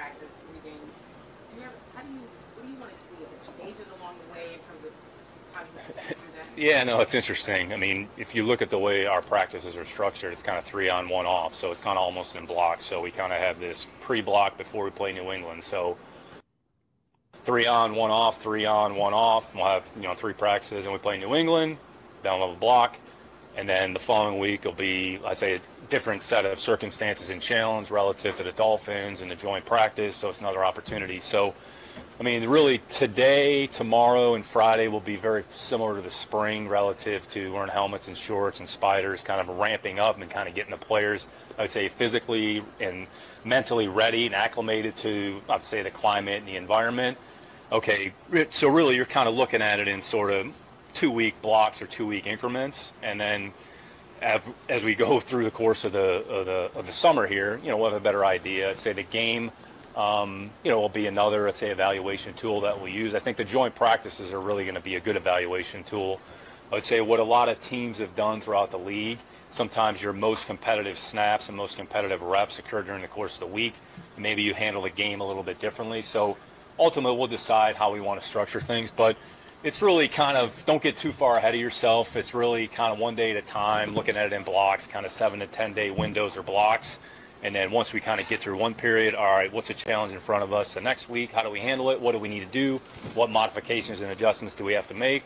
Probably going to lose some players along the way. That's just the nature of this, unfortunately. So we're going to have to be, bob and weave here a little bit, adapt and adjust, be flexible, be open-minded, and ultimately just try to put a foundation in place that we can resort back to, because all good football plays start with good fundamentals. So take scheme out of it. Take any of that nonsense, this scheme, you can draw it up as good as you want. But in the end, can you run, can you block, can you tackle, can you play the ball, can you play with good body position? Those are the things that we're going to focus on, that we're going to emphasize with our players, which DeMeco has been steadfast from the beginning about that, and we talk about that extensively in our team meetings. So really that's where the focus ultimately is going to be. Real quick, so you guys can get a little window into my brain. The reason I was having a hard time thinking of Pete Carroll's name was because I was going to name the GM John Schneider first, but it reminded me, in my brain, somewhere I thought John Carroll University because of Nick, where he went to school. So I said Carroll as the GM instead of John Carroll, John Schneider, which then got me all messed up for Pete Carroll. And that's the life I live. And that's my own personal hell whenever I try to string thoughts together. I don't know how it is for you guys, but for me, it's a freaking nightmare. How about the strength of this roster as compared to the last couple of years? How much better do you feel? How's the strength of this roster compared to the last several years, I believe? I understand the question. Honestly, I have no idea. We've put together a competitive group, and ultimately the players are going to determine how competitive or how good it is or isn't. We've invested resources and allocated resources in certain positions, but in the end, it's trying to put together as comprehensive a team as possible and trying to build the depth. Your bottom of the roster, kind of middle of the roster, we feel is important as the top end of the roster. So how are we 1 through 53, and then in conjunction with that, sort of your depth off the roster, 53 to 70, like all those players are important. So whoever's in the building, whoever's going to end up on a team, who's going to end up in the building in some capacity, ultimately is going to have an important role on our team. So I think we'll have a better idea. Going against teams like Miami, who playoff team, going against a team like New Orleans, who we have a lot of respect for their program, I think we'll have a decent idea of maybe where we are. I'd say at this point it's probably hard to speculate. Hopefully we've improved, but ultimately the proof is in the pudding, and we'll get a better idea here once we get into training camp and get a little bit deeper. Okay, that's honestly one of my biggest complaints about the Bill O'Brien era was that I feel like they didn't do a good job of assessing their strengths and weaknesses and during training camp. And they would go into week 1. The Saints game really sticks out. Because remember after the Saints game, the Monday night game versus the Saints in week 1, where they ended up making wholesale depth chart changes after week 1. All right, well, how could you not figure that out during training camp? You had all these combined practices, you had preseason games, and still, that damn nickel cornerback that they got from Jacksonville, I can't think of his name right now. All these things were changed from week 1 to week 2. You just wasted week 1, and they almost beat the Saints in week 1, except for that damn cornerback.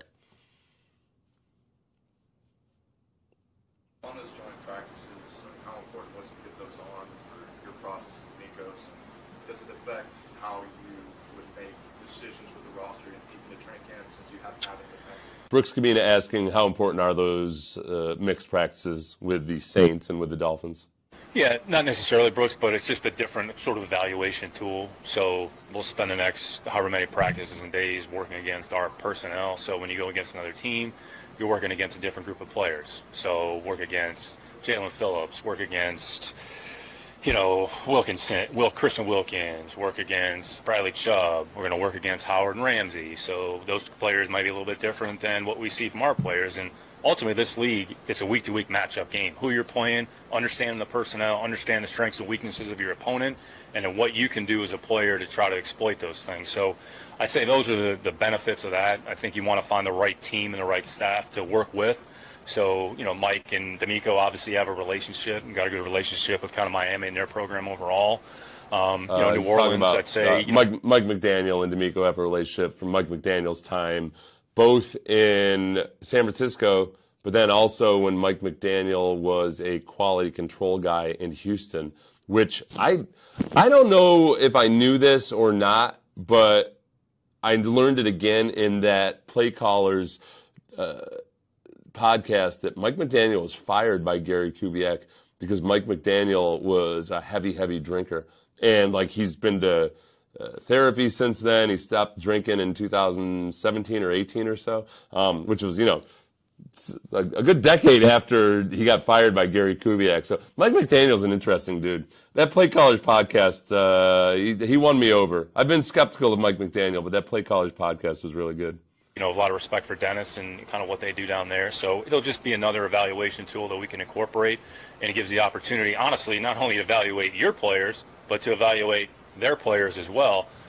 Been a part of those situations where we've actually either acquired a player, traded for a player, signed a player off of waivers because of an interaction that we had with that team, because you're actually able to maybe learn something about that player that you wouldn't otherwise know. So there's always benefits to everything you do. Remember when the last time the Texans practiced against the Patriots, I believe the Patriots that year that was the year they went to the Super Bowl and played the Rams and had a bunch of former Texans on their roster, some of whom I believe were playing in those combined practices in West Virginia. So, and Nick obviously was a part of scouting those guys. That's why I never liked going in combined practices against the Patriots, because Belichick's going to do a better job of scouting your guys than you do of scouting his, which is fine if it's a year where you don't play them, but the Texans played them that year. Idiocy. It's all about your mindset, and it's all about what you feel you can get out of it. So we'll try to maximize our opportunities each day, whatever we're doing. And we're excited about the chance to work with those teams when we get to that point.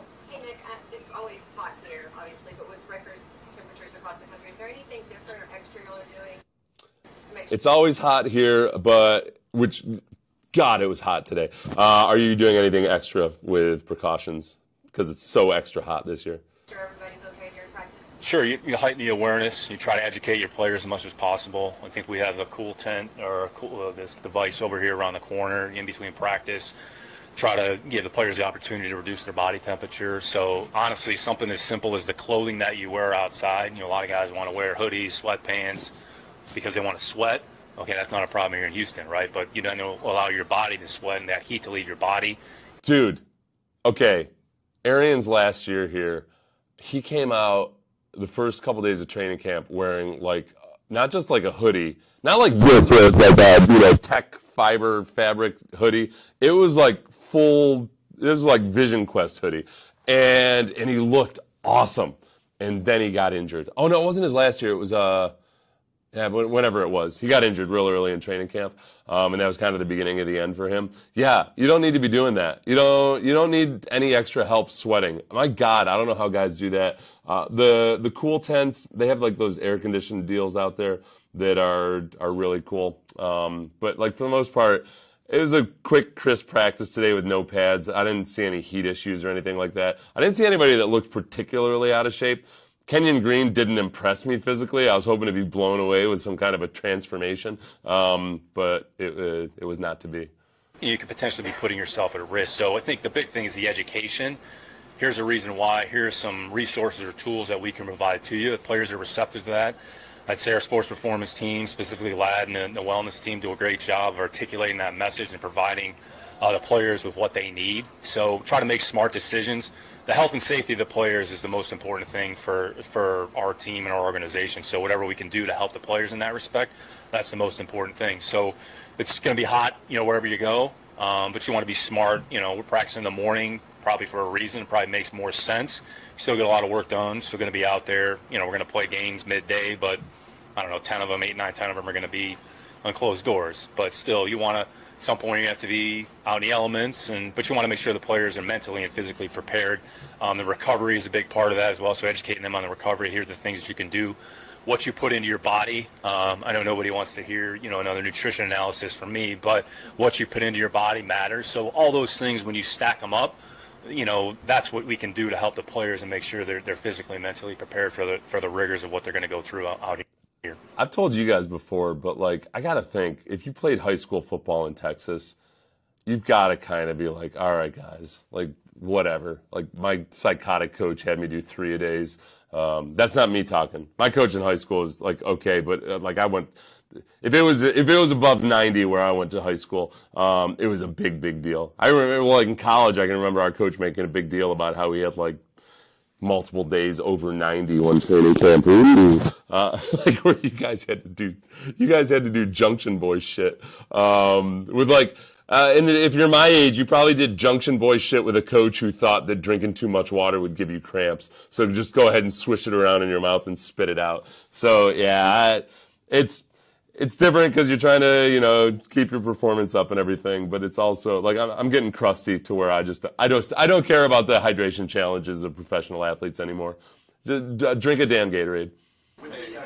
Go ahead, Landry. With the new offensive system, I know it's new to you, it's new to the players. Is there a learning process for you or anything like that? Or do you lean on anyone? How does that work? So Landry Locker says, hey, I know this new offensive system is new to you. Do you lean on anyone for that? I think for Caserio himself learning about it.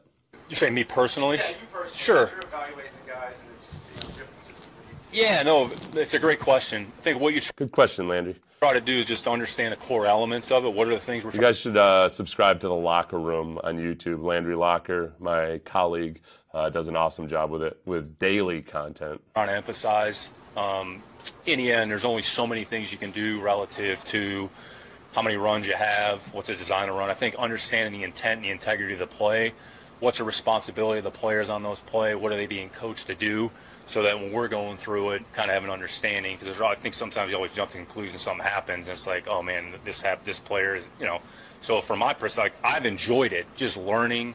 I think I like to learn and invest time and effort into understanding what's happening. It's going to help me personally. It's going to help, I would say, hopefully our entire group. So kind of always viewed my position in the bridge between kind of personnel scouting and the coaching staff. So the more I'm well versed in some of the things that we're doing, I'm not calling plays. It's not what we're talking about. But if you have an understanding of the intent and the integrity of the play, what we're trying to do, what happened on the play, then you can see, okay, is that something that we've talked to the player about? Is he an error repeater? Is that something that continually shows up? So that's, I'd say, becomes a part of the evaluation. So I've enjoyed it. It's been a productive system. It's been a productive offense. There's elements and roots of it kind of throughout the course of the league. Maybe it's a little bit different than the system that I grew up in relative to New England. But, I've certainly embraced the opportunity to learn something new. And you're always trying to find ways to improve and get better. So, hopefully it's, can use that to my advantage here and just to my overall football evolution and development. Okay, so first to answer Clayton Bigsby's question.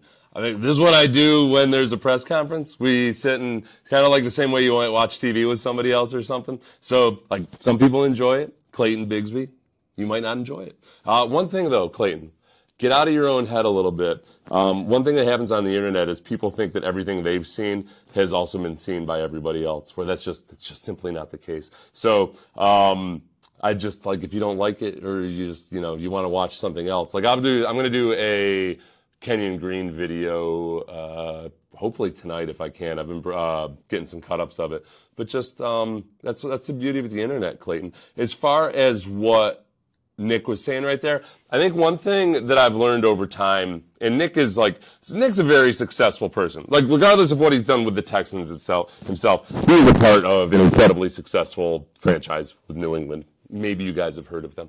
But the one thing that I've learned over and over again from so many people like Hall of Fame caliber players in any sport or coaches or executives is that they're naturally very curious, but then they also understand that if you're not curious, then you're going to get your ass beat. Like, you need to constantly be learning. So that part of it, I think, has been really fun for Nick to learn DeMeco's different way of doing things. DeMeco's worked with Chip Kelly and various other people.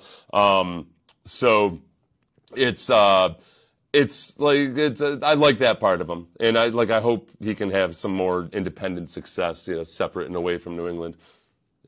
Completely selfishly by me. I'd love to see him have success. Go ahead, Landry. Go one more. Is it like a thing where you need Bobby needs to call plays in preseason? Like, is preseason important because of logistics for first? Yeah, the preseason is a good test for all of us. So I'd say a lot of position coaches, you know, DeMeco was in that situation, going from position coach to play caller. I mean, preseason, even practices, right? You're out there with the headsets, getting the information to the players, calling plays. How do you react to certain situations? And a lot of that, candidly, you're going to learn on the fly. So a lot of us, when we're put in positions, are learning things for the first time. So that's part of growing and learning. That's part of a process for sure. Absolutely. Go ahead, Sean. Okay, Yes. one last time for. I gotta tell you guys something, because clearly Seth hasn't seen Chappelle's show to catch the Clayton Bigsby. No, I did. I told Clayton Bigsby the last time, Clayton's kind of an asshole. The last time Clayton Bigsby was coming at me about something, I just kind of I tried to play along with Clayton, and I said, listen, I haven't written 4 books, 3 published. Was it? No, I think Clayton Bigsby wrote 6 books, 3 published, like you, Clayton, but I appreciate the input, and Clayton didn't play along with me. So he's like, to have, Clayton Bigsby was the Black Ku Klux Klan member from the Chappelle show. So Clayton's not as much fun as Dave Chappelle, though, unfortunately. Yeah, everybody's reported. Everybody's here. Everybody's ready to go in practice. So, not really going to comment on the discussions that we've had. We've had constructive dialogue with Steven. Respect Steven. I know he doesn't like my wardrobe selection, but I mean, that's okay. So, but Steven's here. He's ready to go. So we'll see how it goes here in training camp. So Steven Nelson, who, honestly, I'm torn on this. Steven Nelson basically just took a personal shot at Nick Caserio in making fun of his the vests that he wears, and called him a clown. There's a part of me that thinks, regardless of whether you take it personally or not, and I don't think Nick, I think Nick does a really good job of trying to separate the emotion from the business. I do feel like there's some part of hey, GMs and coaches try real hard in the NFL not to criticize players publicly, certainly not to insult them. And they do a pretty good job of it for the most part. It's at some point, I hope Steven Nelson, I'm guessing maybe he was in his cups, as the Brits say, and he'd had a couple and maybe felt really bad about it and apologized to Nick, and then just felt all right, I'm not going to address this anymore because that's just bringing more to it. So but as long as Nick's willing to see past it, I like Steven Nelson as a football player. I think he's a very cost-effective guy to have on the team right now, who's also a productive player. And he likes to hit. I'm not really going to comment on anything. I think a lot of these times, sometimes it's best to have a one-on-one discussion and dialogue and conversation. Anything better handled face-to-face. So, Steve's been in this league for a long time. He's been a good player. So, DeMeco and I have maintained constructive discussions with him and his representatives. So just kind of take it one day at a time and see how it goes. I don't know how I would handle it, as a GM or a head coach. I think that's the kind of thing where you have to just hopefully see the person in person, and just say, "What's up, man?" And then give that person an opportunity to apologize.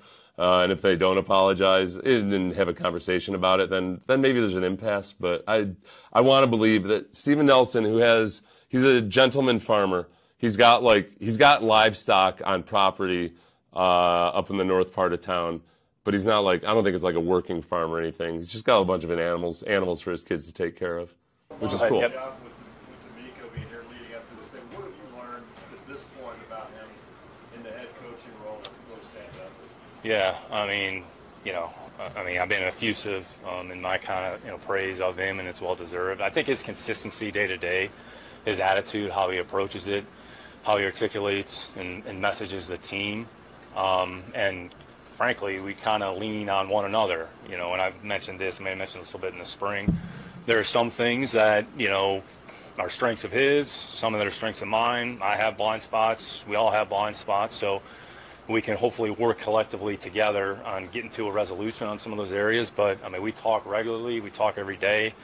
He's receptive to ideas, you know, hey, what about this? And it's very reciprocal. So, I mean, you know, I've loved every minute of the opportunity to work with him. And I think those of you that have been around him from his time as a player throughout the course of his career, his time as a coordinator, I mean, that's who he is. I mean, who he is externally is the same person he is internally in the building, and he's consistent. So I think anytime you're around people, you're just looking for consistency day to day in what they provide, and are they really who they are, and that's absolutely been the case. So definitely excited about the opportunity to have in front of us. Look, it's not going to be perfect. We understand that. We're going to run into some bumps in the road. We're going to run into some situations where we're going to have to deal with. But, you know, I think we can be open and constructive with those dialogue and kind of work together. In the end, and we've talked about this at different points, DeMeco's commented on it, I've commented about it. It's a collaborative effort in this program, this team. It's not about one person. It's not about one individual. It's about all of us kind of doing our part. Everybody's got an important job. No job is more important than the other. That's how we approach and that's how we look at it. And we articulate that message throughout the course of the organization. And I think we have to represent that and do that and back that up. So, you know, excited about where we are. A lot of work in front of us. Kind of take it one day at a time and embrace the opportunities that we have here. Okay, I'm going to, since Nick went long, he had like another 10 minutes. I want to hear Jimmie Ward. So let's get the Jimmie Ward up. Let's see. Sorry, Nick. Well, I can revisit Nick later and put the rest stuff up so Clayton Bigsby doesn't have to see any more of it. But let's see. We'll do stop screen, share screen, Jimmie Ward, boom. Here's Jimmie Ward, safety, number 1. Not a strong safety, not a free safety, just a safety. How did you approach day one of training camp as a head coach in accordance to how you just like Nico, I don't know, it's hard to, well, I guess I can go into a little details. Just a natural born leader. He approached it just like he approached being a defensive coach. So I think he's asked, like, what's DeMeco's approach like going into camp? A position coach back in San Fran. So I don't feel like it's too much different. Only difference is he has a head coaching job. How would you describe some of the balance with the emphasis y'all have on the offense? So for those of you who don't know, like Jimmie Ward was in San Francisco. The entire time that DeMeco was in San Francisco, Jimmie Ward was there. And Jimmie Ward was capable of being a slot corner, but a safety. But last year, they asked him to play slot corner after coming off of an injury, and his first game back, playing slot corner, which he didn't want to play. He wanted to play safety against the Kansas City Chiefs, and the 49ers got their asses beat. So that was like the drama last year in San Francisco. I think that Jimmie Ward, it seems like he may have had an issue with Kyle Shanahan over the way everything was communicated. He obviously didn't have enduring issues with DeMeco Ryans. He's always spoken very highly of him, but he's an outspoken guy, but I think he had legitimate concerns over exactly like how much prep time they gave him to play corner and to do it versus San Francisco coming off of against Kansas City coming off an injury. But he's very, very, very good and versatile and athletic, and I'm excited to have him. They got a lot of playmakers. So I think he's just asking about the offensive side of the ball. Some of the older players and the younger players. So I see them getting better each day. Part of the work that you were doing today was just off to the side, catching balls. What is your thought process behind how you're training that way? I think she said just part of what you were doing today was just being off to the side catching balls. What's your thought process there? Just trying to get some interceptions. So last year I got 3, so just I know I'm gonna have a lot of opportunities this year. So and that's what we emphasize on defense is taking the ball away.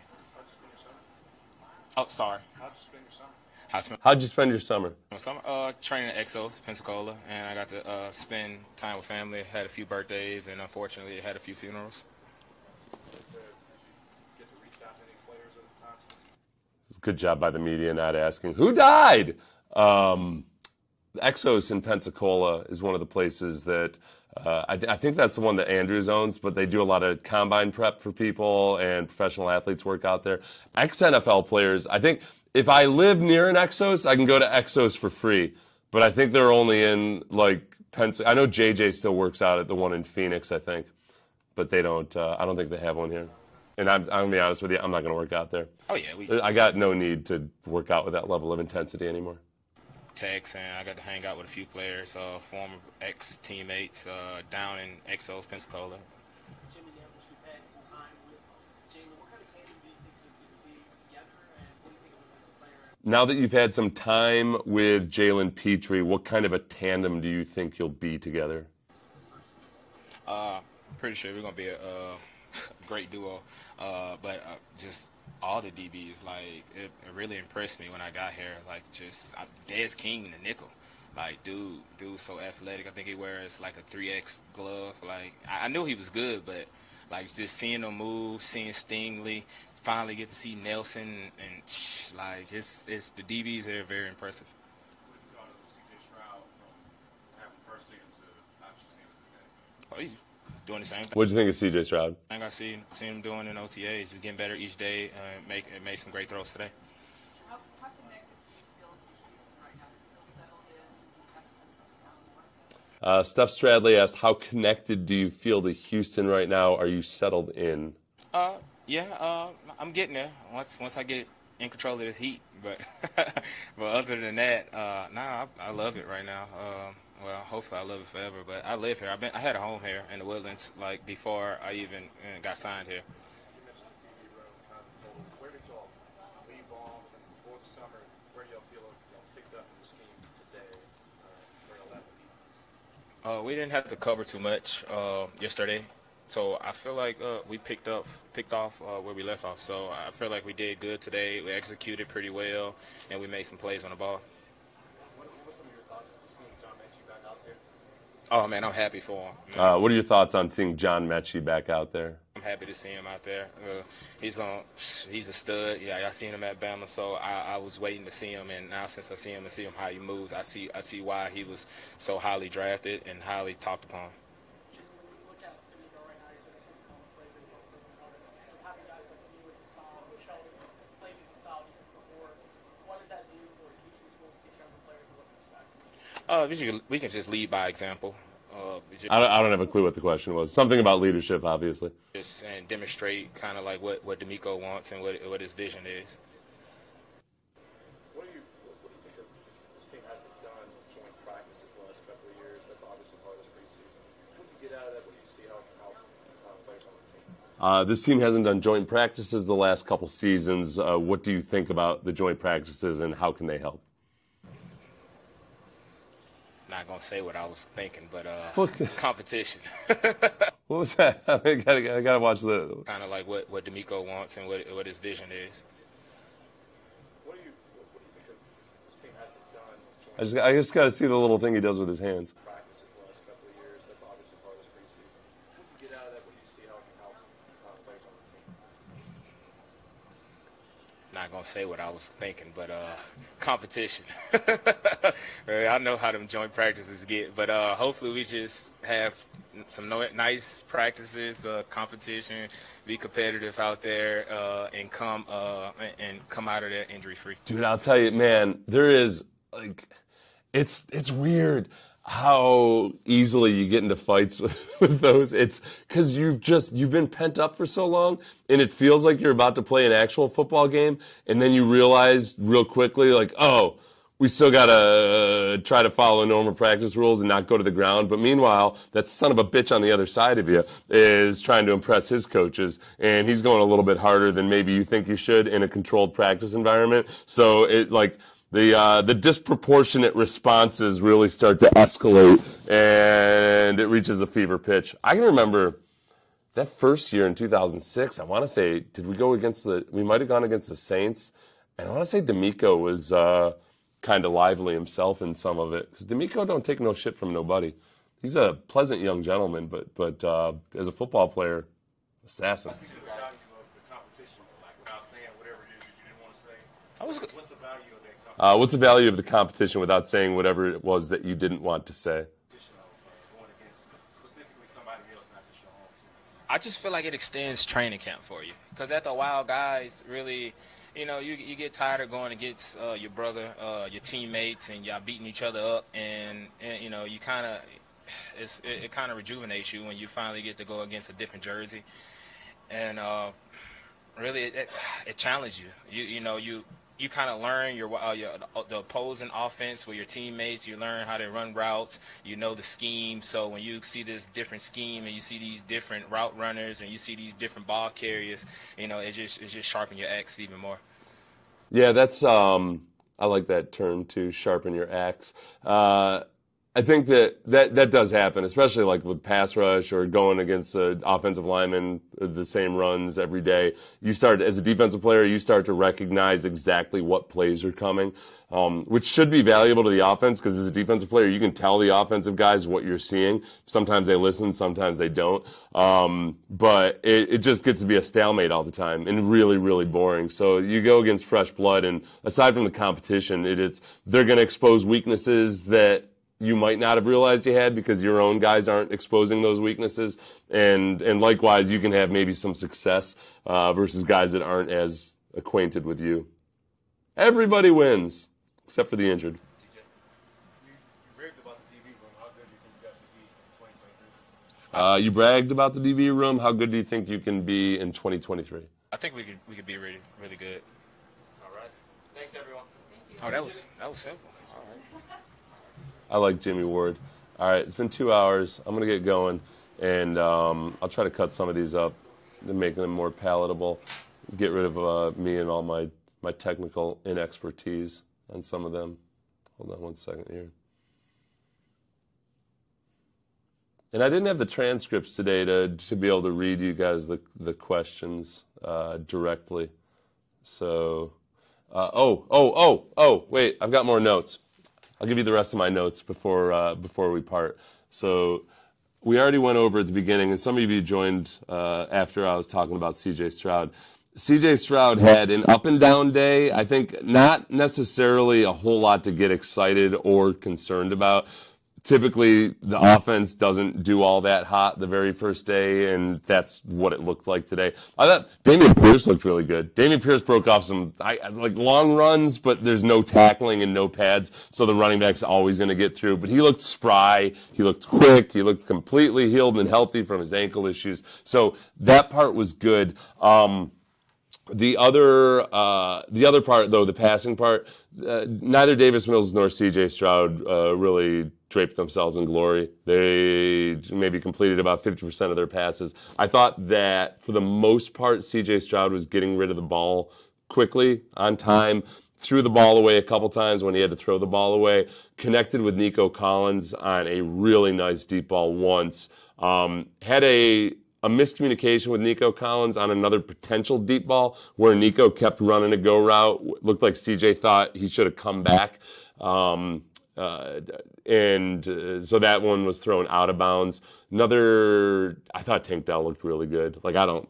Tank Dell, this time of year especially, when it's not full contact, there's no pads, his size is not going to be nearly as much of an issue. He looked really electric and fast. And I look forward to watching Tank Dell, especially in the preseason when everything's vanilla and slot receivers just feast. And it's fool's gold a lot of the time, except we know that Tank Dell has a different level of athleticism and electricity. I'll do a better job of watching special teams tomorrow. I was entering heat stroke, I think, by the time they were doing their special teams period. So I didn't get to watch Tank Dell in any of the return game today like I would have hoped. But the other notes, Jonathan Joseph out there working with Derek Stingley was really, really cool. I was excited about that. Jonathan Gennard. So the starting offensive starting defensive ends today were John Grenard, who I think has kind of been lost in the shuffle at times. John Grenard's going to get a lot of playing time this year because DeMeco wants to rotate. So even if Will Anderson starts, let's say he starts opposite of Jerry Hughes, Grenard's still going to get a lot of play time. But I never realized Grenard was wearing like tights today with no shorts, and I never quite noticed that he's kind of bow-legged. And that part makes me nervous because John Grenard has had some issues. I think CJ Stroud walks a little duck-footed, which is fine for a quarterback. If you're a running backs, you want them to be, if they're not normally aligned, you want them to be pigeon-toed. You don't want a running back to be duck-footed. Offensive and defensive linemen, it's okay to be duck-footed. Can actually be advantageous in some ways. Quarterbacks, not as big a deal. I think CJ Stroud's he's demonstrated he's plenty athletic. I'd never noticed it on video the way a couple of us were talking about it today. I would credit you with who told me that, except that I don't, who pointed it out, but I don't know if he wanted to be talking about the duck-footedness of CJ Stroud. Otherwise, though, he looked athletic. Let's see. Des King is number 0. I forgot about the whole number 0 thing. DeMeco splitting his time. DeMeco split his time pretty evenly between the offense and defense. He wasn't super loud out there. Like sometimes some coaches, you can always hear them and know where they are. DeMeco was not that guy. He's not DeMeco with a blowhorn or anything like that, but he was spending his time pretty evenly between the offense and the defense. And I thought, like we've mentioned, I thought the defense looked pretty crisp. I thought they were dialed in. I think the secondary right now, the secondary is a strength, a relative strength on the team, and they're going against the receivers who are not necessarily a relative strength. So I think the Texans' defensive backs are probably going to have an advantage here for the first couple weeks. The preseason game and the combined practices, hopefully we'll see a little bit more differential stuff. The safeties looking very interchangeable. Kenyon Green did not get any reps at all. He looked healthy enough. I mean, he looked like he was running around and doing drills all right. He just didn't take any reps with the team, so I think they're being careful with him coming off of his injury. It's been a lot of injuries for a guy who's pretty young, but like I said, I'm doing a video on him where there's a lot to be optimistic about with Kenyon Green. He's just gotta stay healthy and get his stuff going. So we'll call it a day for that. I'll have more observations tomorrow. I'll try to put out another video with a couple other little tidbits tonight, and keep an eye out for that Kenyon Green one. Oh, another couple questions. Let's see. Dang, Seth, you have a hidden snarky side about you. Rick, you never followed me on Twitter back in the day. I was all snark all the time. It served me well, but then I learned how devastating it was to my mental health, so I stopped being snarky all the time, except when I need to fight back against, what's-his-face there. Can you bring mics for the interviews? I should go around and hold the mic up to the, you know what, I could do that. Whenever I'm standing in there, I feel like an imposter. Like, I'm just a big galoot. All these actual people with journalism degrees and/or blogs and people, they know how to write good. I'm just a guy. So I could at least do that. I could be useful. Oh, Mike is getting muffled when you move around. I apologize. Thank you, John. Good call. Thank you for the feedback on my various microphone issues. Someday I'll be available in stereo. Wouldn't that be amazing?